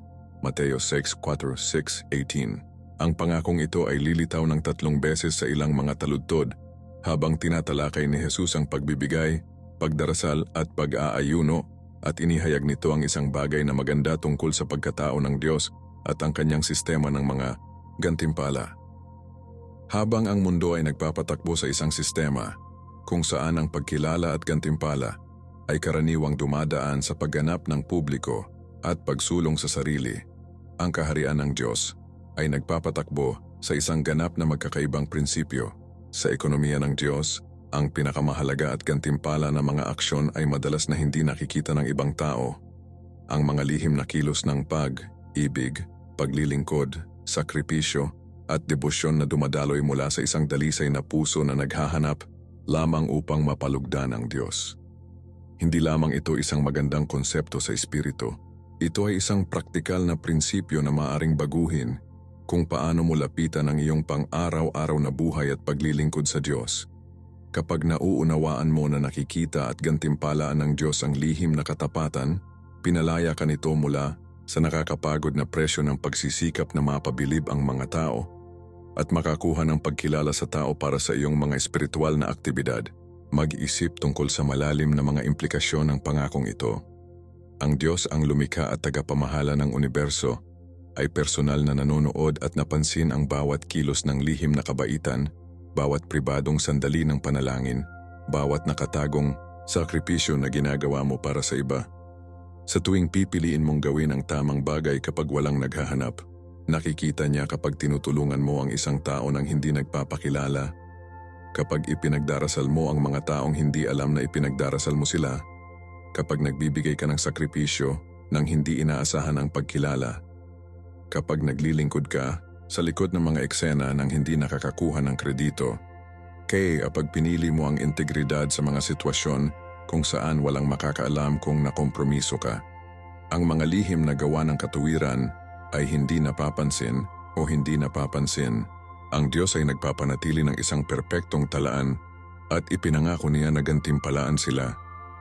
Dapat itong punan ka ng hindi kapani, paniwalang pagganyak at paghihikayat, lalo na sa mga oras na sa palagay mo ay hindi mapapahalagahan ang iyong mga pagsisikap o kapag tinukso kang magtaka kung ang pamumuhay ng matuwid ay talagang sulit. Ang iyong lihim na katapatan ay ang pagbuo ng mga gantimpala sa langit na lalampas sa anumang makukuha mo sa pamamagitan ng pagkilala ng tao o tagumpay sa lupa. Narito kung ano ang ginagawang pagpapalaya sa prinsipyong ito. Pinalaya ka nito mula sa pangangailangan na gumanap para sa pag-apruba ng tao. Napakarami ng ginagawa ng mga tao, kahit na sa mga Kristiyanong bilog, ay hinikayat ng pagnanais na makita, kilalanin, pinahahalagahan at pinuri ng iba. Ngunit lumilikha ito ng isang espiritual na bitag, sapagkat binabago nito ang iyong focus mula sa kasiya siyang Diyos hanggang sa nakalulugod na mga tao, at ginagawang iyong kagalakan at pakiramdam na nagkakahalaga na nakasalalay sa pagkilala ng tao sa halip na pag-apruba ng banal. Kapag naniniwala ka talaga na nakikita ng Diyos ang iyong mga lihim na kilos at gagantimpalaan sila, maaari kang maglingkod, magbigay, manalangin at mabuhay ng matuwid nang hindi nangangailangan ng palakpakan ng tao. Maaari mong gawin ang tamang bagay kahit na walang nanonood dahil alam mo na ang pinakamahalaga ay palaging nanonood. Maaari kang maging mapagbigay ng hindi nangangailangan ng pagkilala, mabait ng hindi inaasahan ng pasasalamat, at matapat ng hindi nangangailangan ng pagpapahalaga. Hindi ito nangangahulugang ikaw ay walang malasakit sa mga relasyon ng tao o na hindi mo pinapahalagahan ang pagkilala pagdating. Nangangahulugan ito na ang iyong pagganyak at seguridad ay nagmula sa Diyos kaysa sa mga tao. Ngunit narito ang isang bagay na maganda tungkol sa mga gantimpala ng Diyos. Madalas silang mas mahusay kaysa sa anumang maibibigay ng pagkilala sa tao. Kapag gantimpalaan ng Diyos ang iyong lihim na katapatan, hindi ka lamang niya bibigyan ng patong sa likuran o sandali ng pagkilala sa publiko. Binibigyan kanya ng mga bagay tulad ng mas malalim na pakikipag-ugnay sa kanya, higit na awtoridad sa espiritual, nadagdagan ang pananampalataya, supernatural na kapayapaan, banal na pabor, bukas na mga pintuan ng pagkakataon, at mga pagpapala na hindi mabibili ng pera at hindi makamit ng pagsisikap ng tao. Minsan ang mga gantimpala na ito ay dumating sa buhay na ito. At kung minsan ay nakalaan sila para sa kawalang hanggan, ngunit palagi silang perpektong angkop sa kailangan mo at kung ano ang magdadala sa iyo ng pinakadakilang kagalakan at katuparan. Mas kilala ka ng Diyos kaysa sa kilala mo ang iyong sarili, at ang kanyang mga gantimpala ay palaging perpektong na calibrate sa iyong puso, iyong mga pangangailangan, at ang kanyang mga layunin para sa iyong buhay. Ito ang dahilan kung bakit masasabi ni Jesus nang may kumpiyansa na ang mga naghahanap ng gantimpala mula sa mga tao ay natanggap ang kanilang gantimpala. Mateo 2:2, habang ang mga naghahanap ng gantimpala mula sa Diyos ay makakatanggap ng isang bagay na mas malaki at mas matagal. Ang praktikal na aplikasyon ng prinsipyong ito ay dapat baguhin kung paano mo lapitan ang bawat lugar ng iyong buhay. Sa halip na tanungin, paano ko makikilala ito? Simulan ang pagtatanong, paano ko mapaglingkuran ng Diyos ng matapat sa sitwasyong ito? Ano man ang mga napansin, sa halip na ma-motivation ng kung ano ang iisipin ng iba, ma-motivation ng iniisip ng Diyos. Sa halip na maghanap ng mga posisyon at mga pagkakataon na magdadala sa iyo ng kakayahang makita at purihin, maghanap ng mga paraan upang maglingkod, na maaaring hindi kailanman kilalanin sa publiko ngunit isulong ang kaharian ng Diyos at pagpalain ng iba. Ito ay maaaring mga hulugan ng pagboluntaryo para sa mga tungkulin sa likuran ng mga eksena sa iyong simbahan, na tinutulungan ang mga tao ng hindi nagpapakilala, nananalangin para sa iba ng hindi sinasabi sa kanila, na nagbibigay ng hindi inaasahan ng pagkilala o simpleng pagpili na gumawa ng mahusay na gawain sa iyong trabaho bilang isang paraan ng paggalang sa Diyos sa halip na mapabilib ang iyong boss. Kapag nabubuhay ka sa ganitong paraan, makakakita ka ng isang kalayaan at kagalakan na ang mga taong patuloy na naghahanap ng pag-apruba ng tao ay hindi nakakaranas. Malalaman mo rin na ang Diyos ay madalas na nagdadala ng pagkilala sa publiko at pagpapala sa mga paraan na hindi mo inaasahan. Hindi dahil hinahanap mo ito, ngunit dahil nasisiyahan siya sa paggalang sa mga naghahangad na parangalan siya ng lihim. Habang patuloy nating ginalugad ang mga prinsipyong nagbabago sa buhay na ito, tandaan na ang iyong lihim na buhay sa Diyos ang pinakamahalagang bahagi ng iyong espiritual na paglalakbay. Ang ginagawa mo kapag walang nanonood ay nagpapakita ng totoong kalagayan ng iyong puso at tinutukoy ang antas ng gantimpala at pagpapala na mararanasan mo ngayon at walang hanggan. Kaya't mayroon ka nito, ang pinakamalakas na mga turo ni Jesus na maaaring literal na magbago ng iyong buhay simula ngayon. Ang mga ito ay hindi lamang mga sinaunang salita na nakasulat sa isang lumang libro. Ang mga ito ay nabubuhay, humihinga, ng mga espiritual na susi na nagbubukas ng mga pintuan na hindi mo alam na umiiral sa iyong buhay. Mula sa pagkilala sa iyong espiritual na kahirapan hanggang sa yakapin ang iyong pagkakakilanlan bilang asin at ilaw, mula sa pagmamahal sa iyong mga kaaway hanggang sa paghanap ng unang kaharian ng Diyos, ang bawat isa sa mga turo na ito ay naglalaman ng supernatural na kapangyarihan upang baguhin ang kung paano mo iniisip, pakiramdam at mabuhay. Ngunit narito ang mahalagang katanungan. Ano ang gagawin mo sa natutunan mo ngayon? Hahayaan mo bang ang mga katotohanan ito ay mananatili bilang impormasyon lamang? O maaaktibo mo ba ang mga ito bilang pagbabagong anyo sa iyong buhay? Sinabi ni Jesus na ang mga nakakarinig ng kanyang mga salita at isinasagawa ang mga ito ay tulad ng mga matalinong tagabuo na nagtatayo ng kanilang buhay sa matatag na bato. Ang pagpipilian ay sa iyo. Gusto kong marinig mula sa iyo. Alin sa mga turo na ito ang tumama sa iyo ang pinakamahirap? Aling mga espiritual na susi ang nasasabik mong simula ng paggamit sa iyong buhay? Mag-drop ng isang puna sa ibaba at ibahagi ang iyong mga saloobin. Nabasa ko ang bawat solong puna at mahilig akong kumonekta sa iyo. Kung pinagpala ka ng video na ito at binuksan ang iyong mga mata sa hindi ka panipaniwalang kapangyarihan ng mga salita ni Jesus, huwag kalimutan na pindutin ang pindutan ng pag-subscribe at i-ring ang bell ng abiso upang hindi mo makaligtaan ang aming nilalaman na nagbabago sa buhay. At mangyaring ibahagi ang video na ito sa isang taong kailangang marinig ang mga katotohanan ito ngayon. Maaari kang maging instrumento na ginagamit ng Diyos upang mabago ang buhay ng isang tao. Sa pagsasalita tungkol sa pagbabagong anyo, siguraduhin na pinapanood mo ang video na malapit ng lilitaw sa iyong screen sa susunod.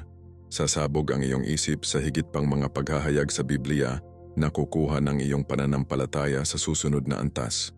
Hanggang sa susunod, patuloy na maghanap muna ng kanyang kaharian, panatilihin ang iyong ilaw, at tandaan na ang pinakamahusay na Diyos para sa iyong buhay ay darating pa. Ito si Marco, at makikita kita sa susunod na video. Pagpalain ka ng Diyos.